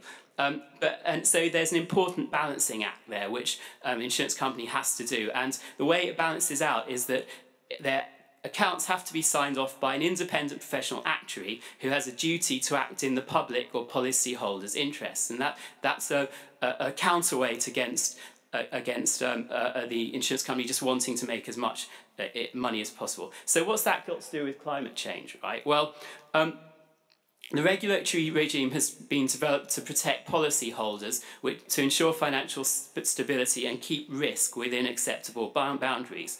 Under climate change, people face uncertain but possibly catastrophic risks, which they cannot manage themselves, and these too need to be kept within acceptable boundaries. Things like asymmetric information, systemic risk, and adverse incentives apply as well. For example, we want to burn as much fossil fuel as possible so that the people who burn it make money out of it, but also so our economies can keep growing. That's the one side, the boost to the profits in insurance companies, but the other side, that increases the level of risks, just like insurers who want to make bigger profits. But protecting ourselves from climate change is, I would argue, a bit more important than protecting policyholders from their failure of their insurance companies. So you could use the same model for dealing with this. Right? In insurance company capital modelling, the ruin scenario is quite obvious, does the company go bankrupt? Whereas in climate change, the definition of ruin scenario has to be much more subjective. And when we've done that, we can then work backwards to work out how much CO2 in the atmosphere it represents an acceptable risk. Right. So first of all, we have to work out what a ruin scenario, what a scenario we want to avoid at all costs is. And we talked a lot about that this morning. So I'm just going to whiz through quickly. If you look at the last right-hand bar on that says that at those temperatures, you get risk of large-scale discontinuities. Now, that sounds very much to me like what I'd call a ruin scenario for the planet. For example, breakup of ice sheet, changes in ocean current, or changes in the pattern of monsoon rains. These could possibly impact millions of people, right? So we definitely want to avoid those.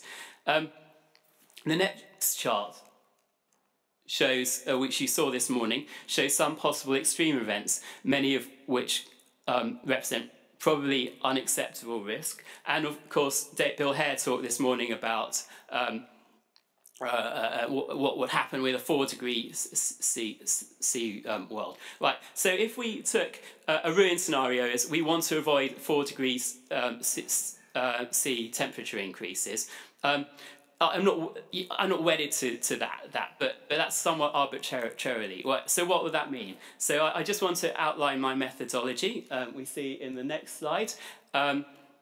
If you look at the yellow bars, go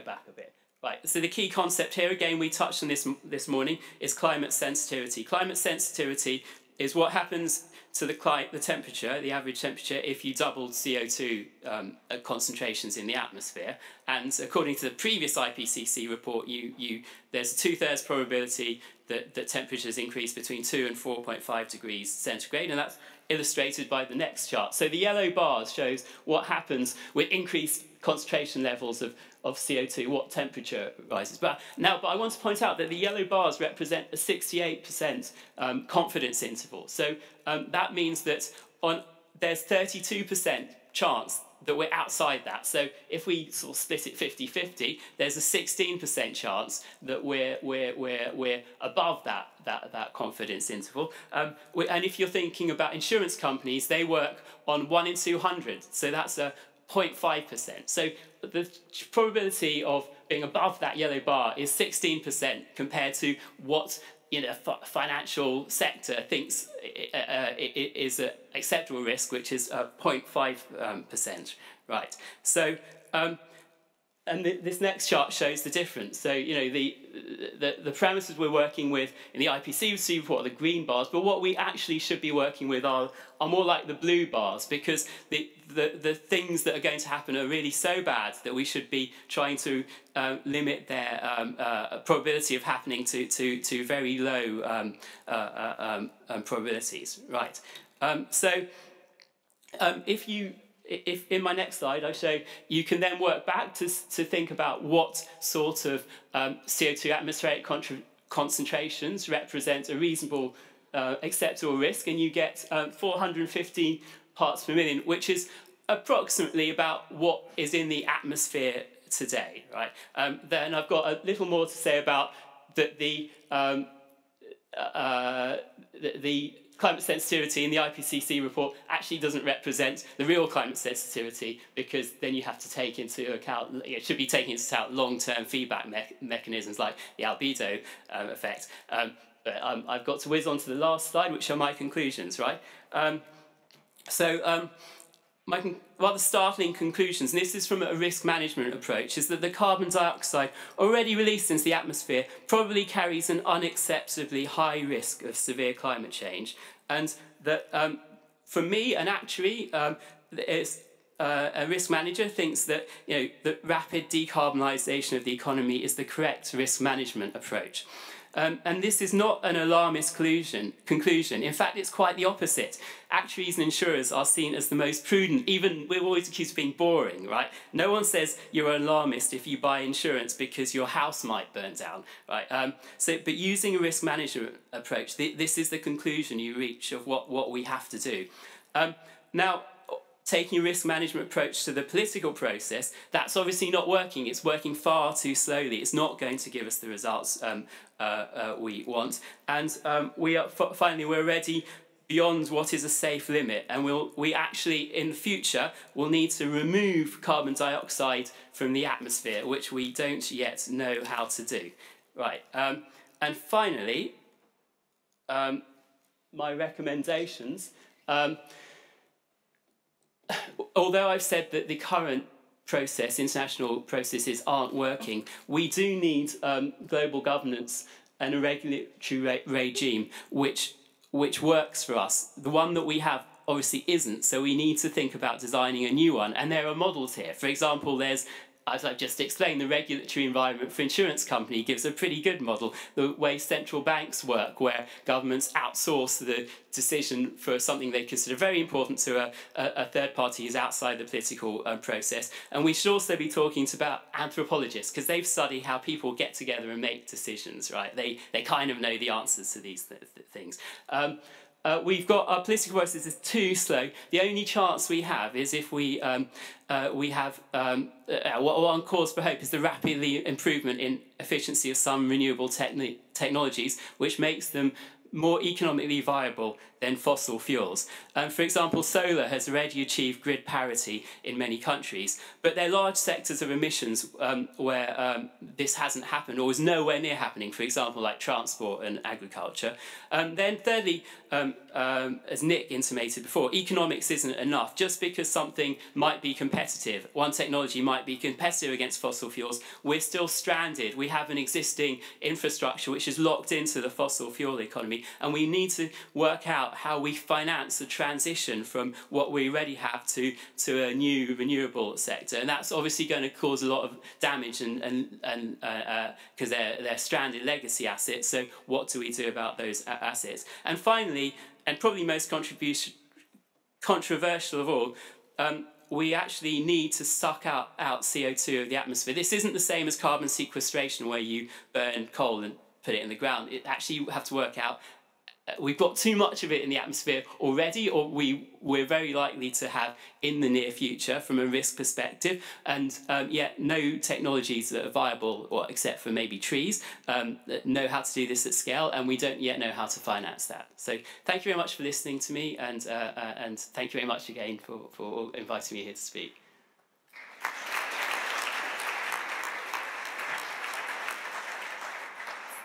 Stay for a minute and we will invite the audience to ask questions. And maybe if I can start by asking you the same question. Do you feel in your particular sector and branch, do you also feel lonely at times? No, actually there are a lot of people, well, yeah, we actually think in the same way. So there are quite a large group of us who've come to exactly the same conclusions. And we saw from the gentleman from Swiss Re that he's not alone in the insurance industry. There's a whole insurance lonely, initiative. I think. Well, there's the mainstream often hasn't got. And then a lot of my work, I work in developing countries, and you can obviously see their problems, but you can see the solutions much more. For example, I work in Nigeria, say.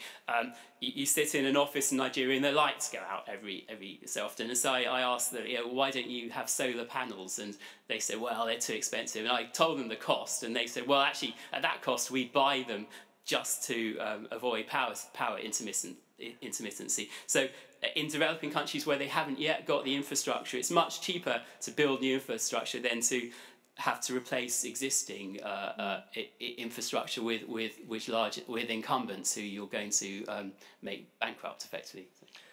But it's very hopeful if you're saying that this is now mainstream, this way of thinking. That's good. Yeah. Other questions? Yes, the back in the green shirt. Try again. I will try to speak loud. Or you just take the seat in front of you and try the microphone there. It's easier. I think it's working. How is it now? Oh. Yes. One of the recommendations is global governance. Would you mind to explain again what that would mean? Okay. Well, currently, the negotiations have fallen under the auspices of the UN, under the UNFCCC, and well, I think we're at COP18. So if you did an analysis of the ambitions of each of the previous COPs and did a graph, you'd probably find that the ambitions, the distance between a global agreement has stayed the same or even gone down, over time. So obviously the forum isn't working. So let's think about how we redefine the forum, which actors we can actually get to take action. And I've got. I'm allowed to say this here. I say about the UN that was set up to avoid people going to war. So the way it works is two countries going to fight. The UN says, well, just come and talk to us for a bit. So they go to the UN, they sit down, there are all these procedures they have to go through, and then it takes years to get through them. And then by the time they finish these procedures, they've forgotten why they want to fight, and then they can't be bothered and go home again. So the UN was designed to stop things happening, right? So it hasn't, I don't think it's set up to get things to happen and stuff. And a quite good example of getting things to happen is like central banks. I mentioned before, governments used to manipulate interest rates for their political ends, right? So the current trend is for them, well, we want to actually take it out of the political process and give it to a bunch of experts who are under, that might be a model that you could look at. Thank you. Other questions? If not, thank you so much, Nick Silver, and thank you all for your interventions here that have been very interesting and enlightening. I don't think that we have that much time left for other comments, but if you have questions or comments, please just raise your hands and we'll try to accommodate that. And then, yes. Tilman Brück from CIPRI. Thank you. What I think is fascinating is that here in the former Chamber of Parliament, we're discussing the meaning of the word conservative. And it seems to have very different meanings to different people. And sitting here on the left-hand side of the Parliament, it seems that even your estimates aren't conservative at all, because you forgot that curve which points even higher. And I always thought conservative in the sort of probability sense meant, being very prudent and accounting for things which are not very likely. And, maybe being very conservative about driving, you shouldn't drive at all, rather than put on your seatbelt.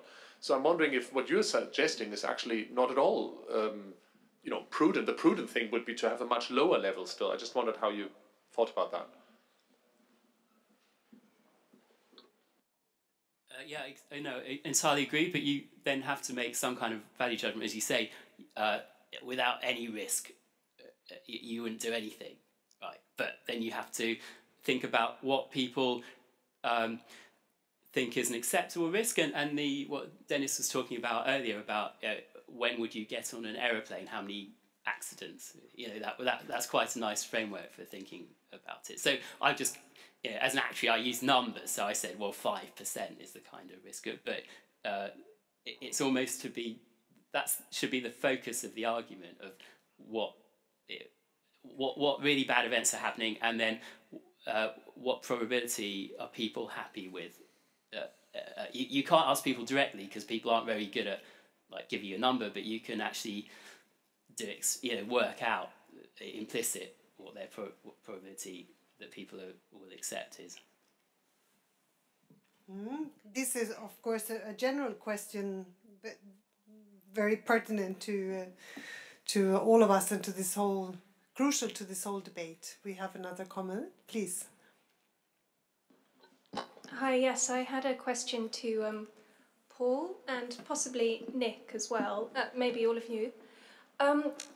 Efficiency. Now that's sort of, myself, I've always assumed that, energy efficiency, that was gospel, what we're always aiming for in terms of business, industry, energy saving. But I've recently come to realise that there is a paradox and perhaps a perverse incentive that we really need to address in talking about efficiency, which is that business models are predicated on if you save money through efficiency, if you save money, let's say through efficiency, then you reinvest that money into further developments. So does efficiency really give us actually a reduction in use of resources, or does it actually lead to more resources? I had never even thought about this myself before until quite recently, because I've always assumed it was a pretty good thing for us to aim for.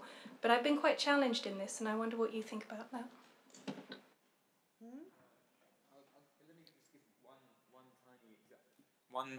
One tiny example from video conferencing or video telephony or something. You know, I've often argued it's good to have more of that. And believe it or not, people from the telecommunications industry have said, oh, but when people communicate more, they then get to know each other better and go on more aeroplanes. And it's like, I think it's missing the point to that point. The point is, the plan is to maybe introduce tax on air fuel. That would be a good thing. So airplanes were more expensive, and then this energy efficiency is complementary. So I think if you just take it in isolation, it can have a perverse effect, but I think it's part of a program. But maybe Nick can give a nuanced response.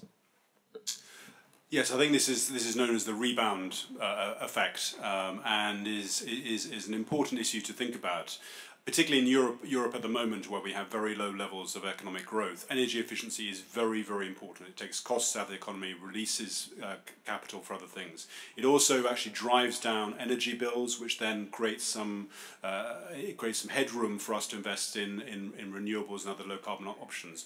Crucially, then, we need a high carbon tax, high carbon price, cap and trade, whatever, to ensure that when you get your savings from energy efficiency, it isn't then diverted in other high carbon options. So the three packages go together. Energy efficiency, you reduce the cost, it allows you more room for investing in low carbon supply, but you need that high carbon price to ensure that that doesn't go into other options and you have that rebound effect. So the three things absolutely essential together. Oh, and just to ask, and just to ask a follow-up, do you feel that that argument is being pushed, you know, with the three elements together, or do you feel that there's a risk that they're being pushed in isolation? Well, that's the big debate in Europe at the moment about developing our post-2020 targets. And yeah, I mean, I think at the moment the macroeconomic logic for economic energy efficiency is very, very strong at the moment. The technology is here in Europe. It's capital intensive. It's labor intensive. It helps on energy security and energy imports. But we need that carbon price as well to lock in those gains. And the key issue is how many euros are being spent lobbying in favour of regulation, how many euros are being spent lobbying against, and whoever spends more typically wins. The answer to the question is very complicated. Is this on? Yeah, the answer is it's complicated because if you think about lighting, if you change all these light bulbs to LED, they're so much more efficient than normal ones.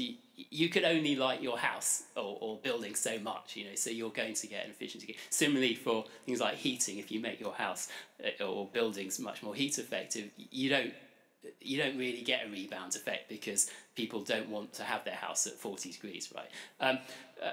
But as Paul mentioned about video conferencing and generally the internet, it's easier for people to book travel. You get to know people in foreign countries, so you want to see them more, and then that has to be combined with legislation. So in itself, it could create. So it depends on what you're trying to do in the technology. But I don't think you can have you can't say energy efficiency or efficiency as a whole has no rebound effect or has rebound effect because it's very specific to exactly which bit of efficiency you're talking about. Thank you all. Thanks to our speakers, and we will make a break for lunch, and we will I think need an hour for the lunch break. So please welcome back in an hour's time. Lunch is served outside here. Thank you so much, and another round of applause for our guests.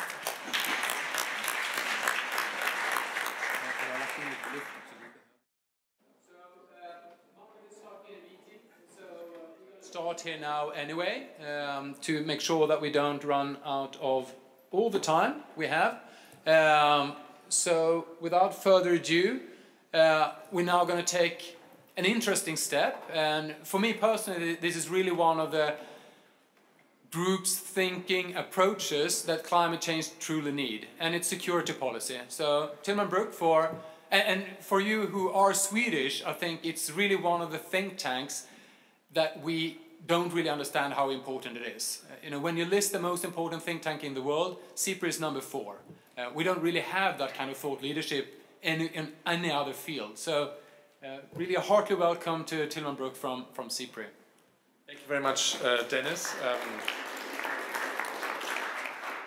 Your Excellencies, ladies and gentlemen, it's a pleasure and honor to be here. Thank you very much for putting together such an important event, which I think has already made us think in the stimulating morning sessions, and who knows, which may even make us act. I'm loosely familiar with the climate change debate. I had seen many of these sort of presentations and statistics before, but every time I see them again, I sort of almost despair. As a researcher, you perhaps never quite give up hope, but I was sort of looking at the timelines, and I was adding what I think is my life expectancy from today, and I was sort of thinking, okay, I'm just about going to avoid the worst things. And then I thought of my kids, and I sort of added another 30 or 40 years to the timelines there, and I thought, oh dear, that's really unfair actually, and it's really it's really not okay to leave our children with the world the way we and our forefathers have created it. So it sounds a bit soppy perhaps, but it is quite dramatic stuff that we have seen this morning. Now, usually I work on peace, security, conflict, war, and terrorism. That's pretty heavy going as well. So usually I already have sort of fairly darkened thoughts if I have them. And today it sort of gets compounded by an image of the world perhaps not surviving the way it is. And so I'm very grateful that you make us think these things through, and I hope we can come to some interesting conclusions from that. So what I can do today here in my short presentation is to offer a security research perspective on these topics. And what I want to argue is that there are sort of really 3 points I want to make. And I make them as an economist on the one hand, and that's perhaps in itself interesting that an economist leads a security policy research institute. It's not something that is sort of something you'd expect perhaps. Secondly, I do it from the security perspective. I'm not a climate change expert. I don't work on climate change, but obviously there are clear relations between these topics. And also in the past I've done some work advising on science policy, both at the German level where I'm from and internationally. And I want to reflect a bit on how suitable the science system is to helping us through this very, very difficult situation. And my point is basically it's not very well suited to it, and perhaps we need to make some structural changes. So I want to make these 3 points. The first point being that global public bads are very, very, very, very costly. Yeah, and I think if you haven't believed it as a result of this morning's data, well, probably I cannot persuade you either. I imagine you're here because you believe that narrative, but it's just worth putting it into numbers, and economists are good at that. And then afterwards, I'll move on to say that data can help make better policies. And again, to you, maybe that's kind of obvious, but that's not so obvious in all possible debates. And I guess especially if you look at the American sort of domestic debates, that's maybe not so obvious always. And my third point is that better science systems can make better data. So one small way of improving the situation, of offering a sort of a hope on the way out, is to rethink our science systems, to get better data, and then hopefully that will feed into better policy making. So let's start with the first point, and there are some similarities between climate change and the scenarios that we've seen this morning and armed conflict, or war for short.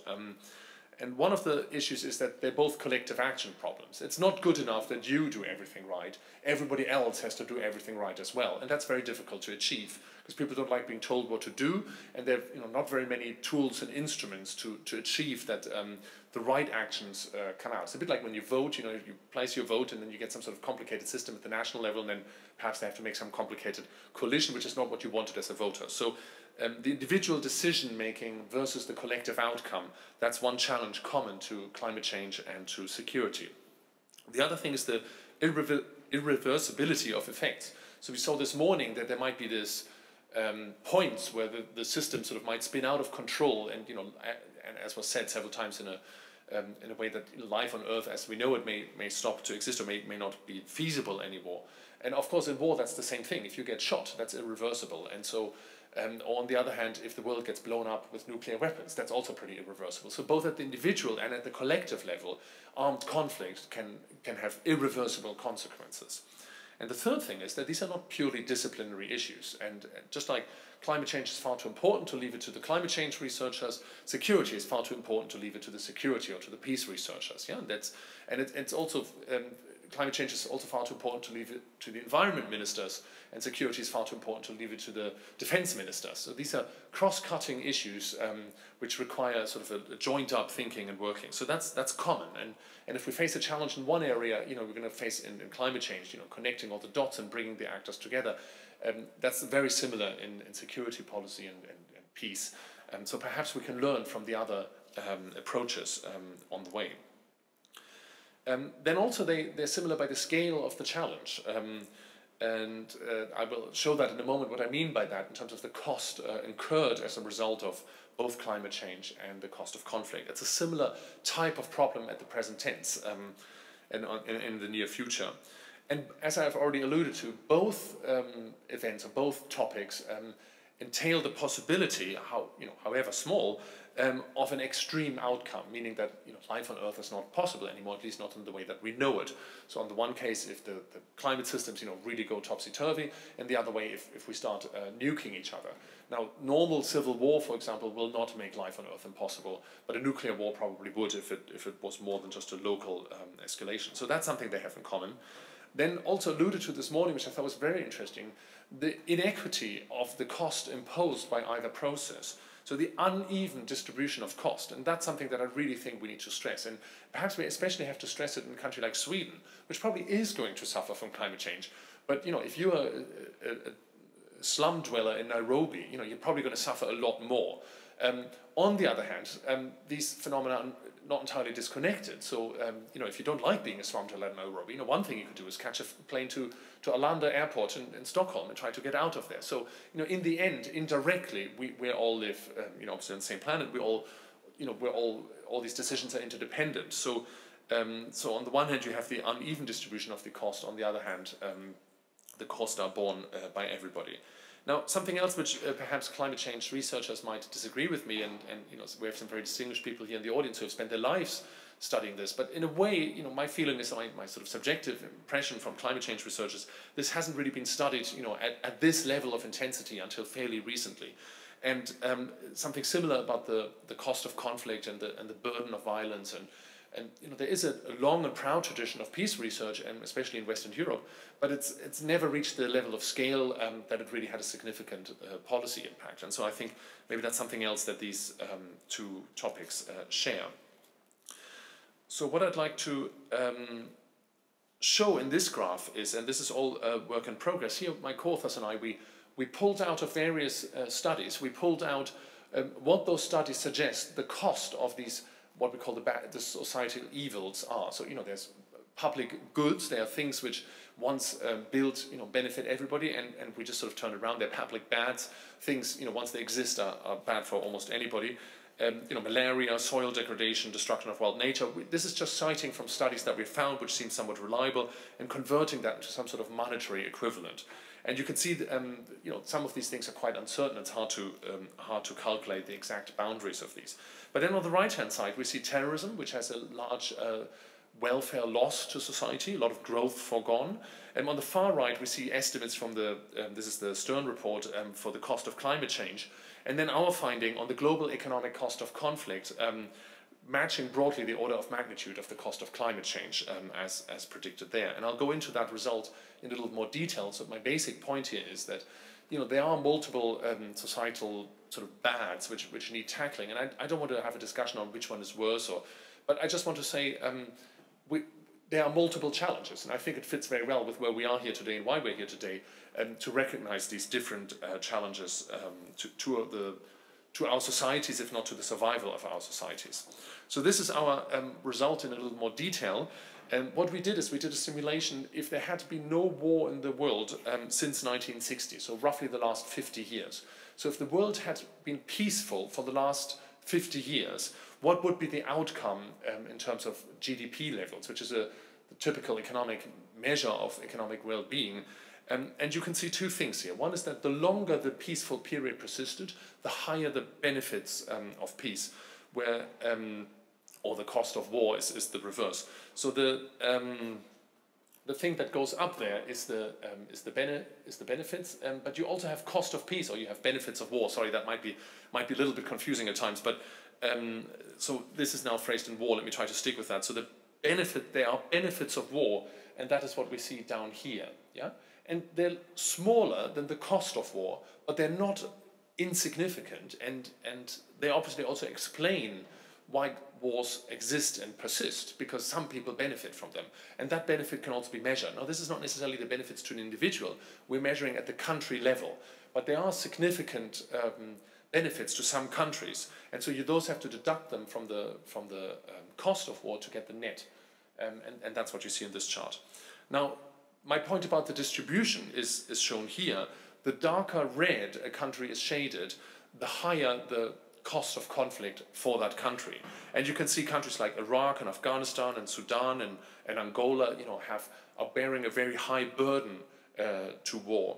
But the blue countries are the ones that are benefiting from war, and that's perhaps the more interesting almost. I mean, the other story sort of is perhaps not that unexpected, but the more interesting is that a lot of OECD countries are directly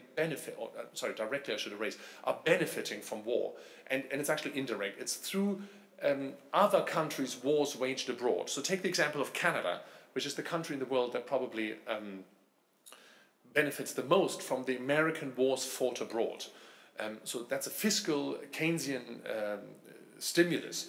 Americans spend money on wars abroad, so they don't directly physically damage the US economy, perhaps except through American soldiers killed, but there's no physical destruction of buildings or infrastructure in the US. They spend a lot on the war effort, and that money filters through directly or indirectly to Canada and Canadian suppliers. So, the soldiers need food, the families of the soldiers need food, and that might well be food produced in Canada. Therefore, Canada benefits economically from the American fiscal stimulus.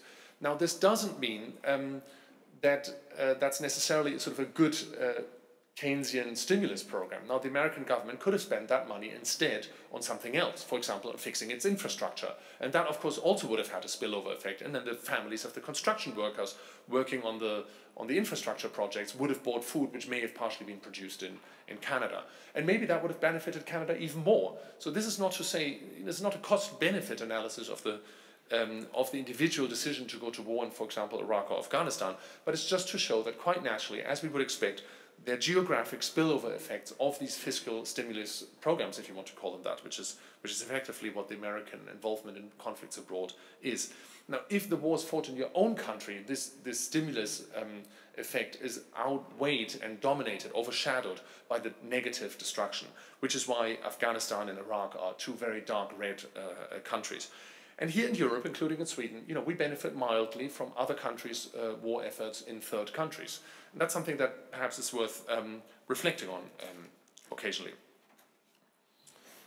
So my second point is that data can perhaps help make better policies. And I just would like to illustrate it with this chart from the same study, where we have done several simulations. Now that we have this system of calculating the cost of conflict in a sort of economically, logically, and coherent way, we can see these different curves. And I want to point out this curve in particular, which is the benefit of peace, or the cost of war.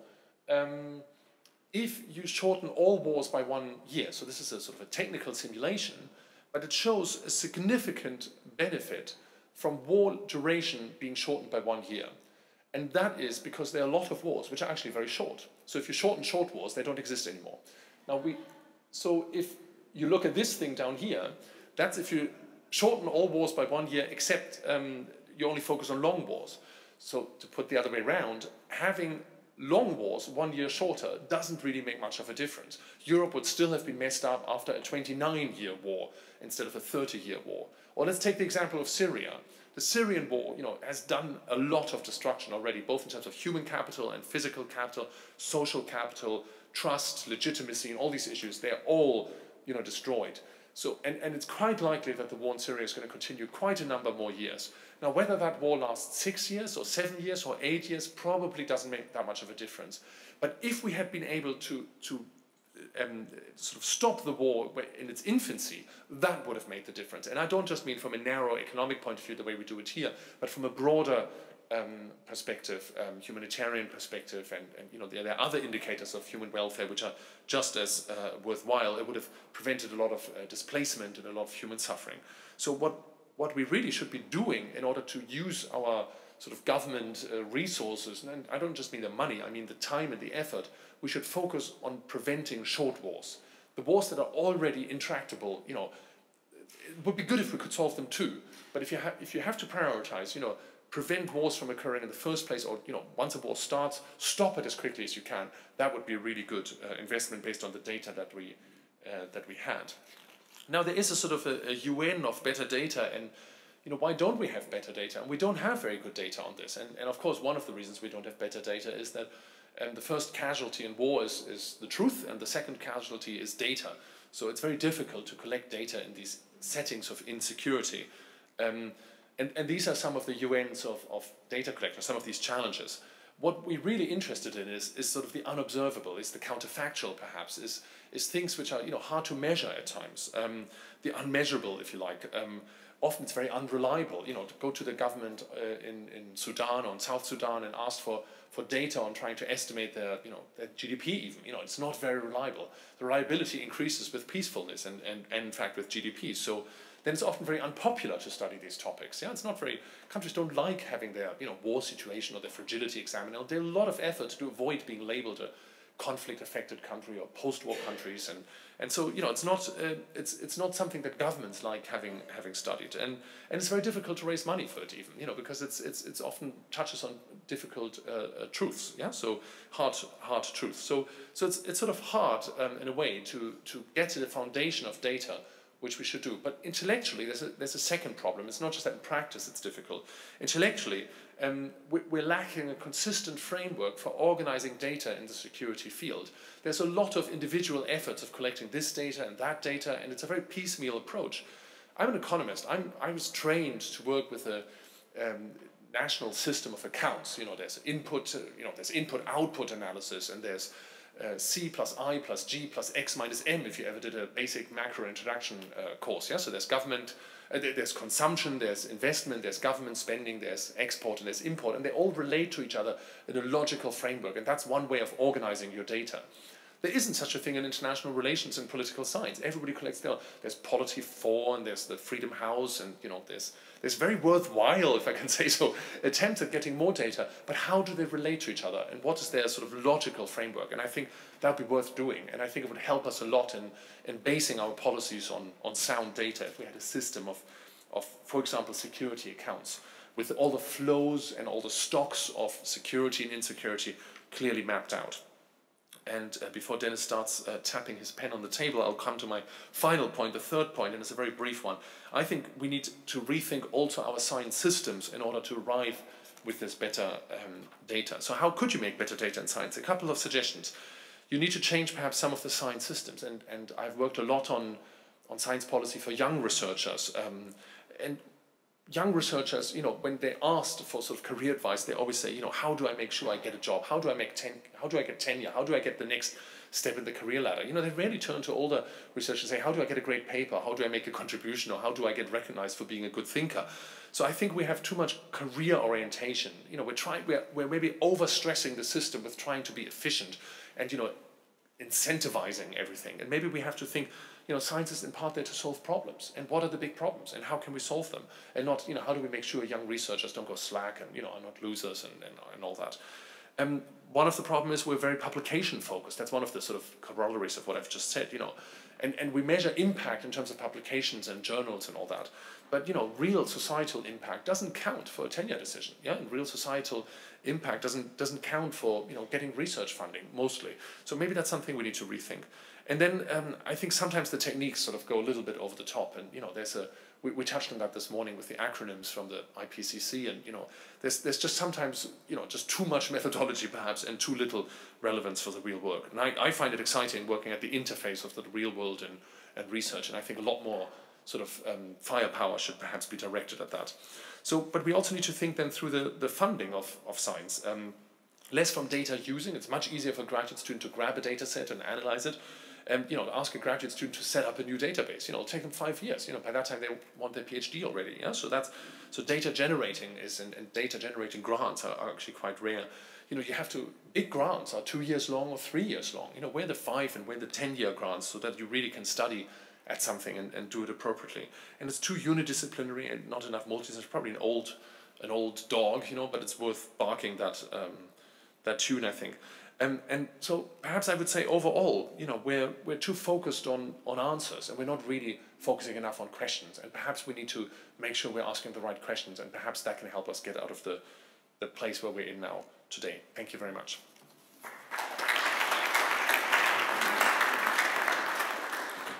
Thank you. I think that was a really welcome contribution in terms of the need for some more fundamental rethinking on how we approach the challenges also.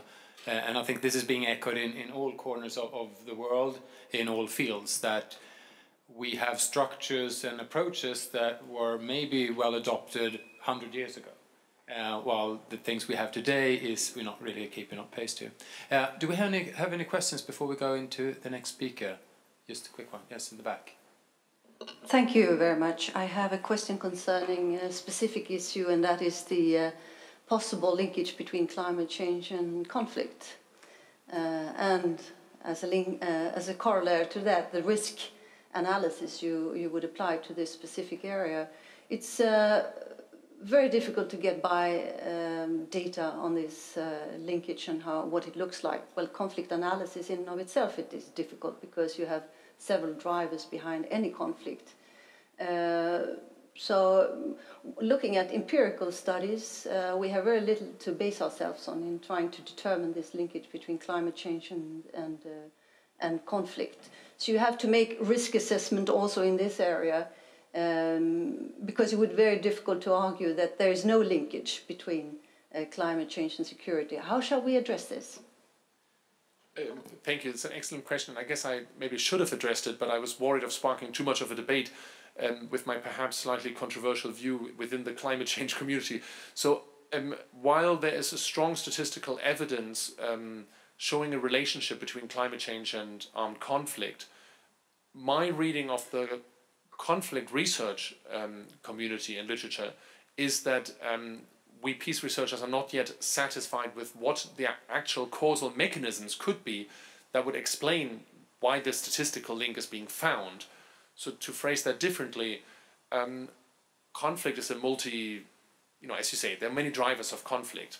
And my feeling is that probably what happens is climate change affects these drivers, which in turn affects conflict. But I don't think there's a sort of a clear direct link, which is sometimes hypothesized, and some people, I think, put it too easily. In a similar vein, some people say there are water wars, but I'm not convinced, there really are any examples of water wars. So I don't think there are climate change wars at the moment. But of course, climate change creates stress and pressure, and that might crack fragile socioeconomic systems further. And when they crack, violence can erupt. But it's in my view, it's probably a very indirect and very complicated and very messy causal link, which is far from being well understood, and where a lot more research is needed. I think that's also right. Criteria to distinguish climate war from another kind of war. But looking at this from a broader perspective also, I'm really happy to have David Held here over video. David Held is, for those of you who have read his books and been a leading thinker in terms of both in terms of where can we go with the global governance system, but also why aren't we doing more? And I'm happy to introduce David here as talking more about the fact that we have a situation where we need really strong global action, but at the same time we seem to do even less. So without further ado, David Held, over to you, and I'll click your slides. Can you see me? Yes. Well, good afternoon to all of you. Can you hear me well enough? So, a little bit closer. Well, I'm quite close to the microphone. I just want to make sure you can hear me properly. I can't hear you completely, so that's we may have a sound problem. Can you hear me? It's better. All right. Well, let me just give the introduction, and you can tell me if you can hear me properly. I just want to first of all apologize for not being with you today. It's the start of the new academic year here, and we are surrounded by thousands of new students. That's why I have to speak to you today on Skype. The second thing is, of course, it's a strange experience for me to speak with you on Skype, even stranger for you probably, over this, and I apologize for any awkwardness. And thirdly, if you have a chance later, Google images of Durham Castle, and you'll see where I am. It's an absolutely magnificent castle and a very exceptional one because it is used every day as part of the University of Durham. Now, did you hear that? Yes. Did you hear that? Is that a yes? Yes! Good, very good. So let me go on now. My talk in the next 12 minutes or so is on the theme of global risks, gridlock, and global governance. And I basically want to argue to you that what the mechanisms, the institutional mechanisms that created the success of the post-war period, post-war prosperity, economic growth, the integration of the world economy, the rise of Asia, and so on, the conditions which created that success have now created such success that they've created unintended consequences which outstrip the capacity of existing institutions to manage contemporary global challenges. That is basically the argument. Here come some examples, then the detail, and then a conclusion. Are there pathways out of gridlock? So let me start. The Doha trade negotiations are deadlocked. Despite 8 successful previous multilateral trade rounds, climate negotiations have been going on for 2 decades without finding a way to stem global emissions. Global emissions, as you know, are steadily rising and will continue to rise as far as we can project it. The UN is increasingly paralyzed in the face of growing insecurities across the world, Syria being the latest dramatic example. Despite the recent developments on chemical weapons on the ground, that doesn't make much difference. Each of these phenomena could be treated as if they were independent and an explanation sought for their peculiarities. Indeed, I've gone to many lectures on why Copenhagen failed, why the Doha trade round has failed, and so on. But what strikes me is not their particularities, but what strikes me is what they have in common. And that is what I'm concerned about now. I want to suggest to you that global cooperation is gridlocked across a range of areas. The reasons for this are not the result of any single underlying causal structure, but rather of several underlying dynamics that work together. Global cooperation today is failing because, not simply because there are many difficult problems to solve, and they are difficult, and they are very hard to solve, but also because of the unintended consequences of previous phases of huge, colossal, post-war prosperity and success. Are you with me so far? Yes. You can hear me all right? Yes. Good. I'll move on then.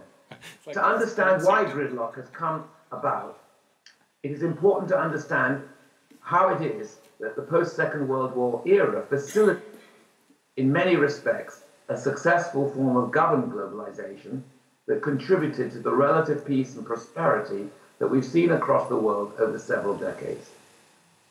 The period since 1945 was marked by peace between the great powers, although, of course, there were many proxy wars fought out in the global south. This relative stability created the conditions for what can now be regarded as an unprecedented period of prosperity that characterized the 1950s onwards. Although it is, of course, by no means the sole cause, the UN system is central to this story, helping to create the conditions under which decolonization and successive waves of democratization could take root, profoundly altering world politics. While the economic record of the post-war years varies by country, of course, many experienced significant economic growth and living standards rose rapidly across significant parts of the world. By the late 1980s, a variety of East Asian countries were beginning to grow at unprecedented speeds, and of course by the late 1990s, countries such as India, China, and Brazil gained significant economic momentum a process that continues to this day. I have been a regular visitor to China, India, Vietnam and elsewhere for over 25 years and have seen, of course, how these countries are transformed. Post-war institutions, I want to suggest to you, created conditions under which a multitude of actors could benefit from establishing companies, multinational companies, investing abroad, developing global production chains, engaging with a plethora of social and economic processes associated with globalization. These conditions, combined with the expansionary logic of capitalism and basic technological innovation, changed the nature of the world economy, radically increased dependence on people and countries from every corner of the world. This complex interdependence, in turn, created a demand for further institutions, which states seeking to ensure the benefits of cooperation began to provide anew. So you've got, and this is my second figure really, a cycle of self-reinforcing interdependence. And that's the second figure really, or should be the second, maybe it's the third figure. This is not to say that international institutions were the only cause of the dynamic form of globalization experienced over the last few decades. Changes in the nature of global capitalism, breakthroughs in transportation and information technology are obviously critical drivers of interdependence. However, all of these changes, and here's the argument, were allowed to thrive, could development, because they took place in a relatively open, relatively peaceful, relatively liberal, relatively institutionalized world order. By preventing World War III and the conditions of another Great Depression, even including 2007-8, the multilateral order arguably did more for interdependence, or as much for interdependence at least, as microprocessors or email. So that's the suggestion, that the multilateral order did as much for interdependence in the post-war years as microprocessors or email. This is what I call a period of self-reinforcing interdependence. But I now want to suggest that it's progressed to the point where it's altered our ability to engage in further global cooperation. That is, economic and political shifts internal to this story, attributable to the success of the post-war period, are now amongst the factors grinding the system into gridlock. And I want to suggest, and we can have now the image of 4 pathways to gridlock. I want to suggest to you there are 4 reasons for this blockage, 4 pathways to gridlock: rising multipolarity, institutional inertia, complex harder problems, and institutional fragmentation. Each pathway is a separate causal pathway and can be thought of as a growing trend that embodies a specific mix of causal mechanisms. However, gridlock at the global level often comprises a mixture. Although each one would be enough, they often comprise a mixture. Now let me explain each of these mechanisms in turn. And you will see that each one, in a sense, is itself a product of the success of the post-war period, but has now become a question or a problem. Let's start with growing multipolarity. The absolute number of states has increased by 300% in the last 70 years, meaning that the most basic transaction costs of global governance have grown. More importantly, and this is much more important, the number of states that matter on a given issue, let me emphasize that, the number of states that matter on a given issue, that is, states without whose cooperation a global problem cannot adequately be addressed, has expanded by similar proportion. So to solve a problem today, we need more states collaborating with each other than ever before. At Bretton Woods, let me give you an example. In 1945, the rules of the economy could essentially be written by the United States with consultation with the UK and other European allies. In the aftermath of the 2008-9 crisis, the G20 has become the principal forum for global economic management, such that it is, not because the established post-war victors desired to be more inclusive, but because they could not solve the problems on their own. However, a consequence of this progress is that many more countries, representing a diverse range of interests, must agree in order for global cooperation to occur, and that is very hard. Anyone at Copenhagen, for example, will know how hard it is to get a large number of countries with a diverse range of interests agreeing to produce an outcome called global cooperation. It's extremely difficult. On top of this comes something else called institutional inertia, the second pathway. The post-war order succeeded in part because it incentivized the great powers to stay in the key institutions. It embedded their privileges. From the UN Security Council to the Bretton Woods institutions to the Non-Proliferation Treaty, key pillars of the global order explicitly grant special privileges to the countries that were wealthy and powerful at the time of their creation. In other words, the architects embedded their privileges into those institutions, hardly a surprise. This hierarchy, I think, was probably necessary to secure the participation of the most important and largest countries in the post-war order, in order to avoid again another League of Nations. Today, however, the gains from this trade-off have shrunk while the costs have grown. As power shifts from west to east, north to south, a broader range of participation is needed on nearly all global issues if they're to be adequately dealt with.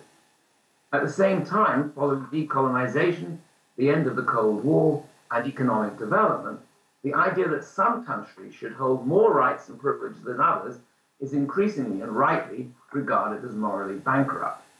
And yet, the architects of the post-war order did not, in most cases, design institutions that would organically adjust to the fluctuations in national power, and it's very hard to change them. Thirdly, harder problems. The problems have become a lot tougher to solve. As interdependence across the world has deepened, the types and scopes of problems around which countries must cooperate has evolved.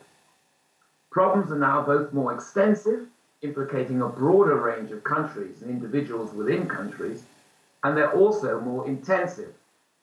You want me to start? Oh.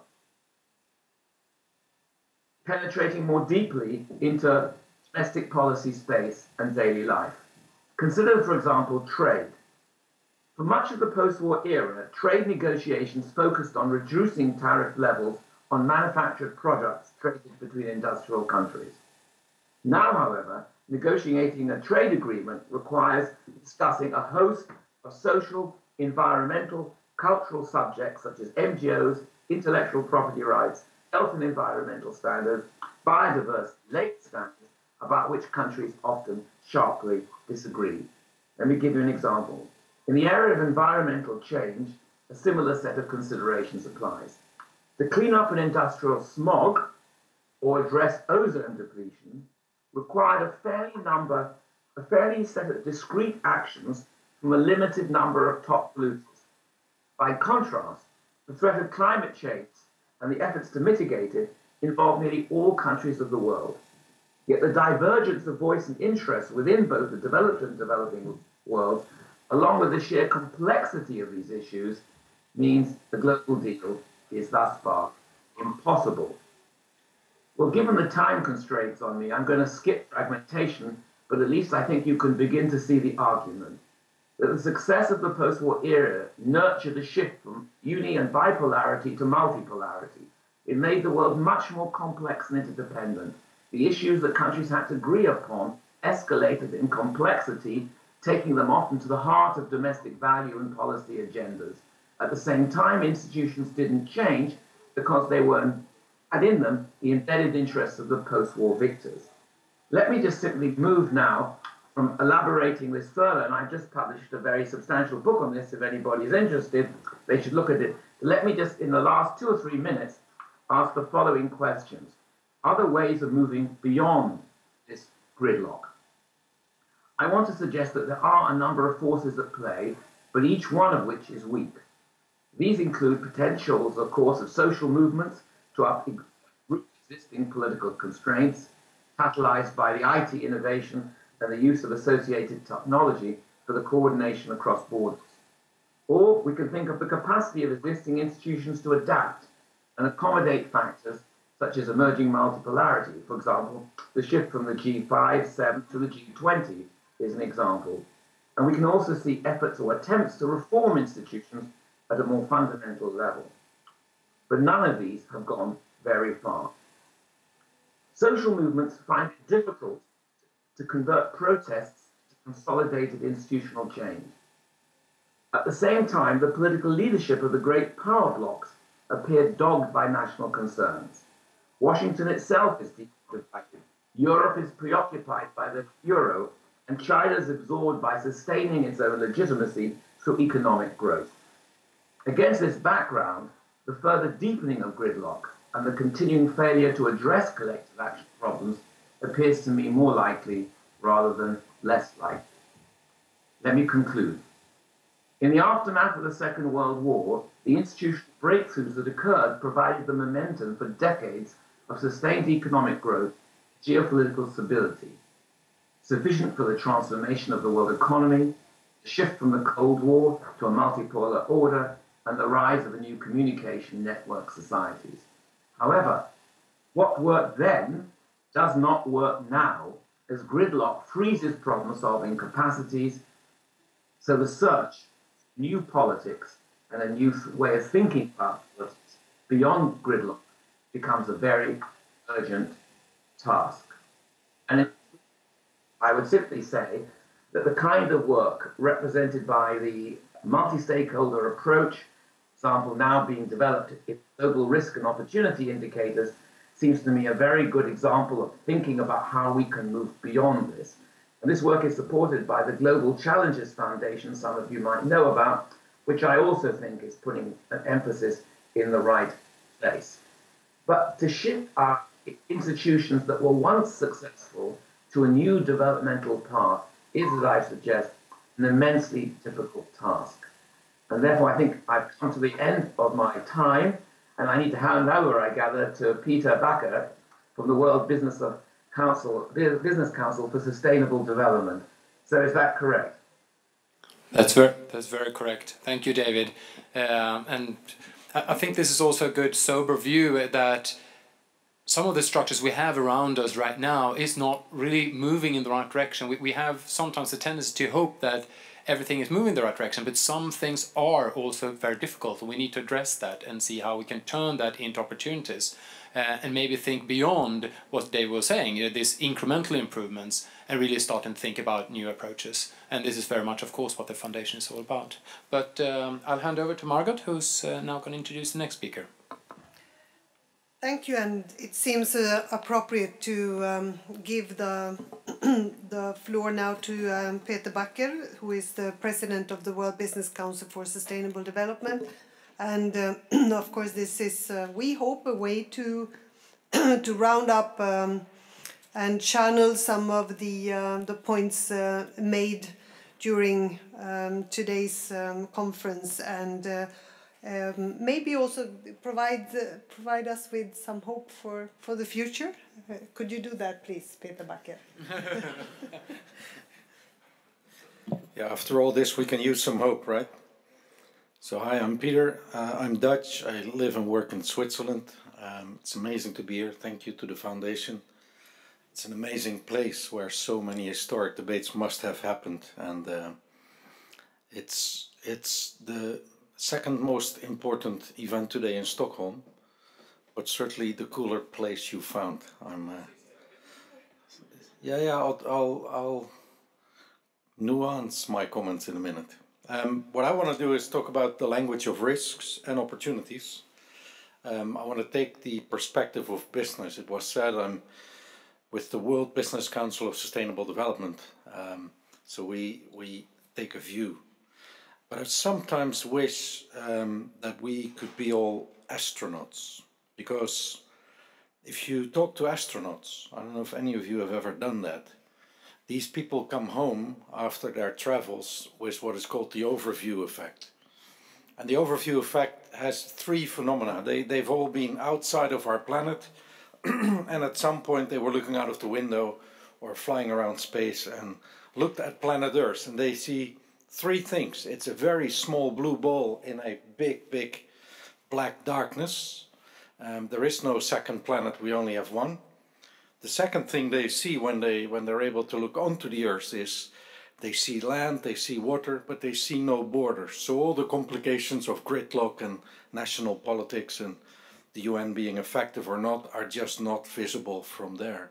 The third thing, and that's the most important thing for today, they see, is a paper-thin layer, white, light blue layer around this ball called our planet, which is the atmosphere. And that atmosphere is the only thing that keeps us human beings and all other life alive. And you know, when you're standing here on the ground, you're watching up, you think, oh well, a little bit of emissions, what can be the problem? If you watch from down there, it's ridiculous how we treat this planet.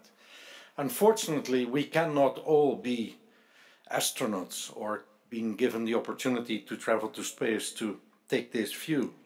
Most of us will have to come to Stockholm and listen to the IPCC. Of course, it is the most important event in Stockholm today, the launch of the actual best science view of what is going on with the planet. But this cartoon does no respect to the deep work that is going on in there, but it does do respect to, if I may say, the joke the IPCC makes of communicating the importance of this message. I don't know how many of you are connected to the internet in this room, but if you do, go to the website of the IPCC and try to make sense of what announcement was made today. I'm in this space for 2 years now. I've been on the website. I just cannot find what they're trying to tell me. And yet, it's one of the most important messages that they're trying to tell humanity out there. And that's why I'm here. And of course, I will easily be convinced by Dennis that this is the most important event going on in Stockholm, because what the GROI, if I got that right, is trying to do is create a language that brings this enormous source of scientific knowledge to the world in a language that we actually can hear, understand, and hopefully also act upon. Because action is certainly needed. We look at the world as a world which is in systemic crisis. The mistake we make is we try to fix each of the crises on a standalone basis, whether it's conflict, whether it's the economy, whether it's the euro, whether it's climate or any other. But we're in a systemic crisis. And this picture, I thought, was a beautiful symbolization of it. You know, we build alternative energies, but we keep driving more miles in fossil fuel-based transport vehicles. And until we start thinking through the matter holistically, we don't solve the systemic problem that we have. The other thing that we need to do is we really need to think about scaling up the solutions. I represent business. The World Business Council in Sustainable Development has 200 large global companies as their members. They are members on a voluntary basis, and we drive them as hard as we can to bring real solutions to some of the sustainability challenges that our society faces. But all of these members and all other companies out there beyond them have CSR programs and are serious about some of these things. But if we add all the CSR programs in the world up, the scientific trends, as Johan Rockström is educating us constantly, are still moving everywhere in the wrong direction. So we need more scale, bigger action to be implemented. So at WBCSD, and I apologize for this slide, I had promised myself never to bring slides with text anymore, but this one slipped through. We're trying to do two things. The business that gets it, what can we do to make them do more? How can we help them scale up? The business who do not yet get it, how can we get them involved? And that's the horizontal axis. Let me start with the vertical axis. The companies that get it, what are they going to do to scale up the solutions that they have? 3 years ago, we published a document, some of you will have seen it, it's called Vision 2050. You can still download it. It's for the first time that global business has said the society or the economy as we run it today is not sustainable. We need to change course and we need to radically transform almost everything. The problem with the Vision 2050 is it's too far out. So what we're doing now is how do we move from this Vision 2050, which is a vision of a sustainable world, to an action plan, an agenda for 2020. And we've decided let's move away from the emotional, almost religious debates about which scientists do we believe or not. Let's just talk to many of them. And we've used Johan's and the Stockholm Resilience Center's planetary boundary framework as our base model.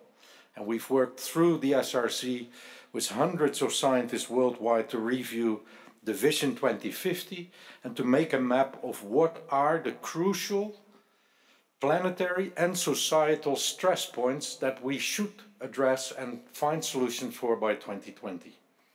Out of all this science-based work, we've selected 9 priority areas, and you'll be pleased to know today that climate change is on number 1 of the priority areas that business must address and bring solutions for to the table. 4 other natural capital ones and a number of social capital ones, all equally relevant, many equally pressing, but today, of course, climate change gets the headlight. Out of each of these priority areas, we have now designed what we call must-haves, call them societal targets for 2020. What must society have done by 2020 to avoid disaster and keep us on track to 2050? For climate change, 1 trillion tons of carbon cumulative has been agreed. 2 degrees has been taken as the basis. And for each of these priority areas, similar goals have been addressed. The picture on the screen is actually coincidental because I used it before. But if you haven't read this book and you're interested in climate change, I would advise you to pick it up. The Burning Question is a good book to understand both climate change and the momentum in the energy system, the global energy system, and to see what challenges that will face us. And similar things to what Nick Robbins said, half of the oil's reserves in oil and coal and gas, we should not really want to burn. And how do we avoid us from doing that? So we've taken science, we've created 9 priority areas, we've set ourselves 9 societal goals, and now for each goal, for each area, we are creating business solutions. And these are not concepts, these are measurable, scalable, replicable, and beyond business as usual solutions that we're seeking out. Secondly, business alone cannot save the world. We need to have close collaboration with governments. There may be gridlock, there may be a need for a new UN, but we must find ways to work with regulators around the world to scale up solutions. I think the order of play is shifting though. The way we look at the moment in our relations to governments is business will have to step forward with large scalable solutions. Governments must be fast followers in providing regulatory regimes which will incentivize as much business as possible to scale up and implement at speed. That's the way that we're going to create momentum. There's loads of ideas, more than 40 big ideas are floating around. You see some of them on the board here, and I would expect in the next 3 months we will be publishing and showing action plans going forward. We, like I said, are not interested in warm talk and concepts. It should really be actionable plans, commitments from companies to implement, and measurement against those commitments on what are the effects of those implementations. At the end of the all, 50 ideas are not enough to save the world. This will become a science-based platform where all businesses in the world can attach their efforts onto, and together we should move this forward.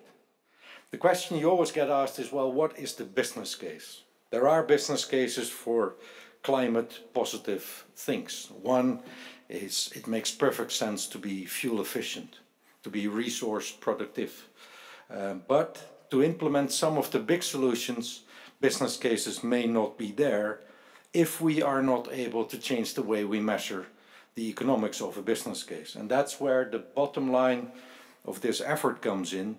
We need to change the rules of how we run our economies. And the far extreme of that will be we need to go to EP&Ls, as Puma has already done. We need to rethink how do we value businesses. But the steps in between will look at how do we run the governance, what risk management frameworks do we use. And that's where GROI is going to prove such a powerful partner. Any business, any large listed company in the world will use a risk assessment and risk management framework. The most well-known framework in the world is called the COSO framework. Any listed company publishes an annual report with a risk paragraph in it, which is described how you would actually disclose the risk the company has. The problem in those disclosure rules is only financial risks are asked to be disclosed. None of the sustainability risks are there. Some companies do, most companies don't. If we make it a rule that every company does, we would be closer to a better world. Nick Robbins and in some ways Nick Silver have been very eloquently speaking about the ways that markets deal with risks. At the core of it all, how does a market value a company? By discounting its cash flows of the future to a value of today. Discounting means a risk-weighted reduction to dollars or euros of today. There is a risk approach in the markets. It is just not tuned to sustainability yet. Again, an area where the GROI can help. Insurance, Nick Silver has talked about it, is precisely the same thing. If I listened well to Nick's story, the climate risk today would be uninsurable. If I talk to some of our member companies, Honda is a great example. An assembly line in the south of Thailand has been hit by floods 2 consecutive years. Their insurance company has now said this plant is no longer insurable because the risk and the impact of that flood is just too high. Honda now has to make a trade-off. Do we stay here and run the risk and self-insure, or do we take the cost of moving? That part of discussions will get stronger and stronger in business. So I think GROI is a beautiful tool already today because it translates very complex science into understandable language that ordinary people and business people can understand. But why I'm here is to express the hope that together with the foundation, together with some of the other parties speaking today, we can really develop this to a tool that measures risk at country level, at sector level, and even at individual company level, so that all the great knowledge that people like Johan and others in the world are sharing with us can be translated into action. And if we get that done, we'll start a momentum, a movement of business solutions at scale, partly because people do not want to be bitten by the risk, partially because people see opportunities to avoid those risks, and then we will be getting a lot closer to saving the world. Thank you.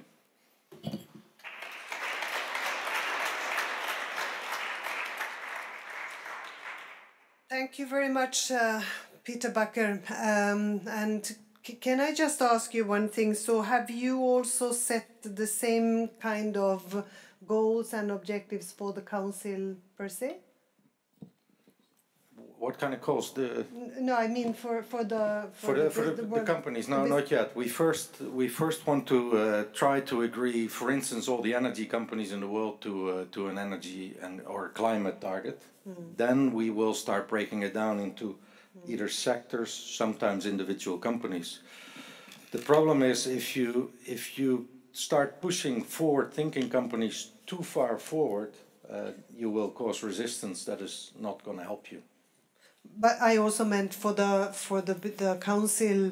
For ourselves. For yourselves, do you have like there's recruiting, seeing so many new companies to join, or do you have the same kind of measurable? I've stopped playing the number game, if I'm honest. I think I'm very new to the sustainability space. It's an amazing space, you know. I traveled 3 times more since I'm in this job than I was when I was a CEO of a global company, because there are so many sustainability things going on around the world. And we all say, yeah, but we reach out to all these people and we touch so many people and therefore these miles are all worth it. But actually all of you already get it. So it's great to be here, but the CO2 benefits, cost-benefit analysis is not so strong. I do think we should measure ourselves and we should set targets. But the target for me is more in, can we find new ways to collaborate with other associations, the GRI or the Global Foundation or other associations, rather than trying to create big numbers that show that we are the most important association in the world. Because even if we were, we would never be big enough to deal with all the issues ourselves. Are there questions, more questions to Peter Bakker? Thank you very much.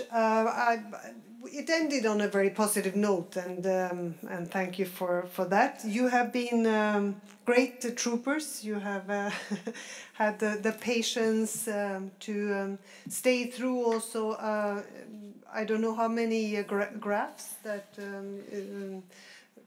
you know, most of them rather devastating, or at least carrying a message that is overwhelming to many of us. And actually, in the break, we discussed how do we turn this into something that can be an instrument or a tool for especially young people, because they want to live.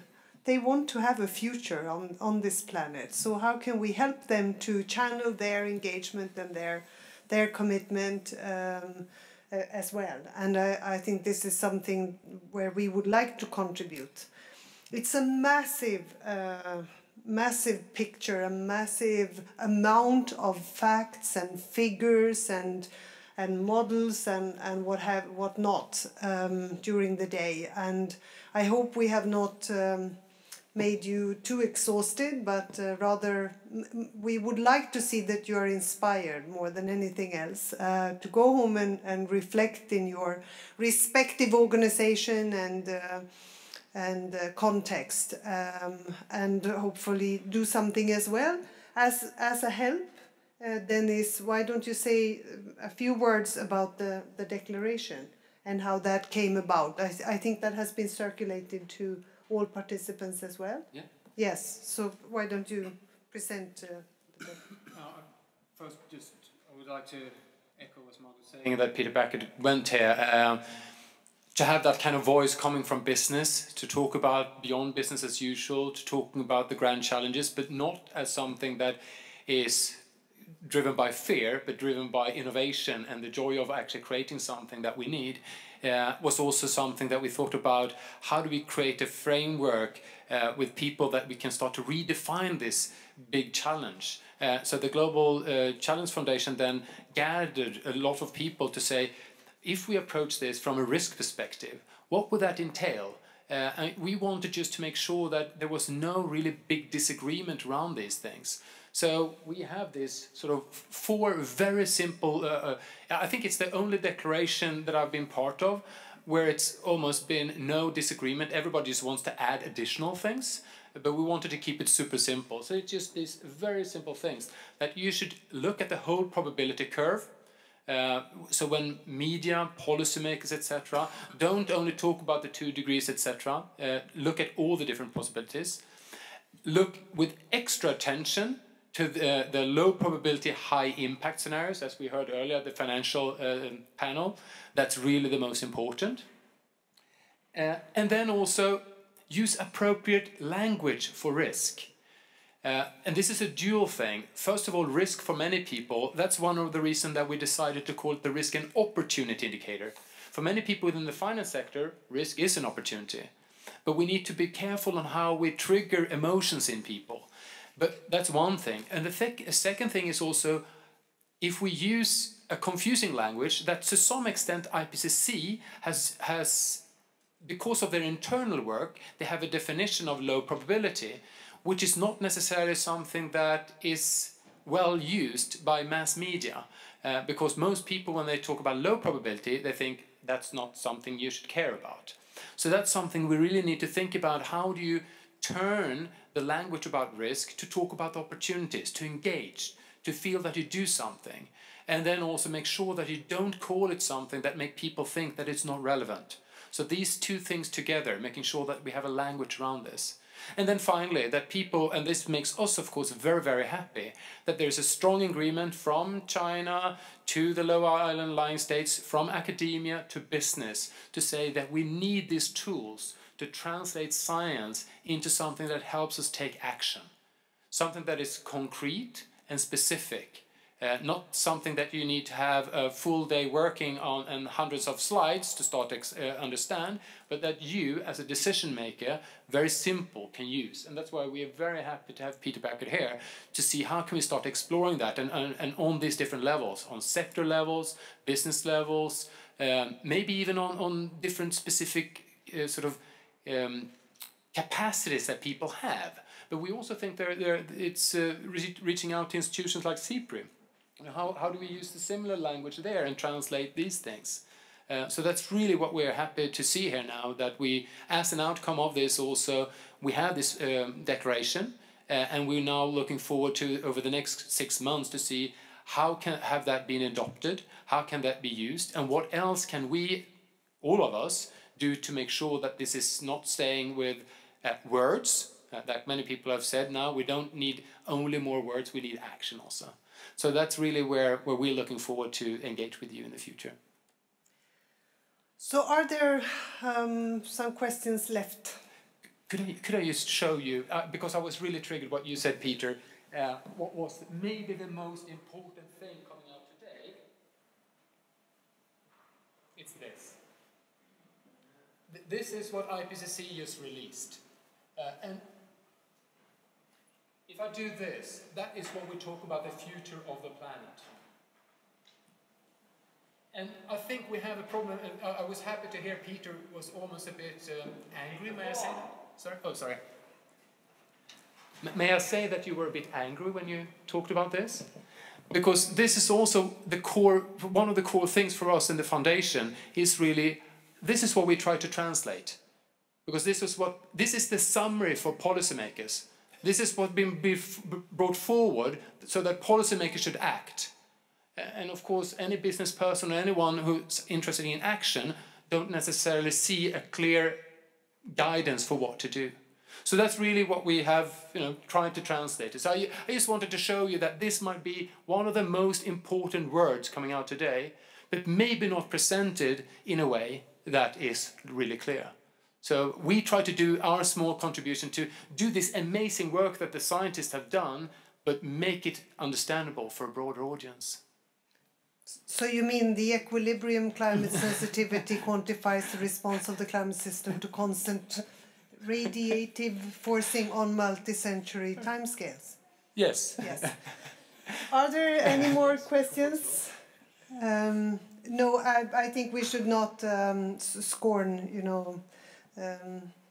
the IPCC. We trust their work and their figures. We support the work of the International Climate Change Panel of Climate Change, because this is what we have to rely on also for actually working on our risk indicator, risk and opportunity indicator, and but communication is still a huge challenge to also the panel.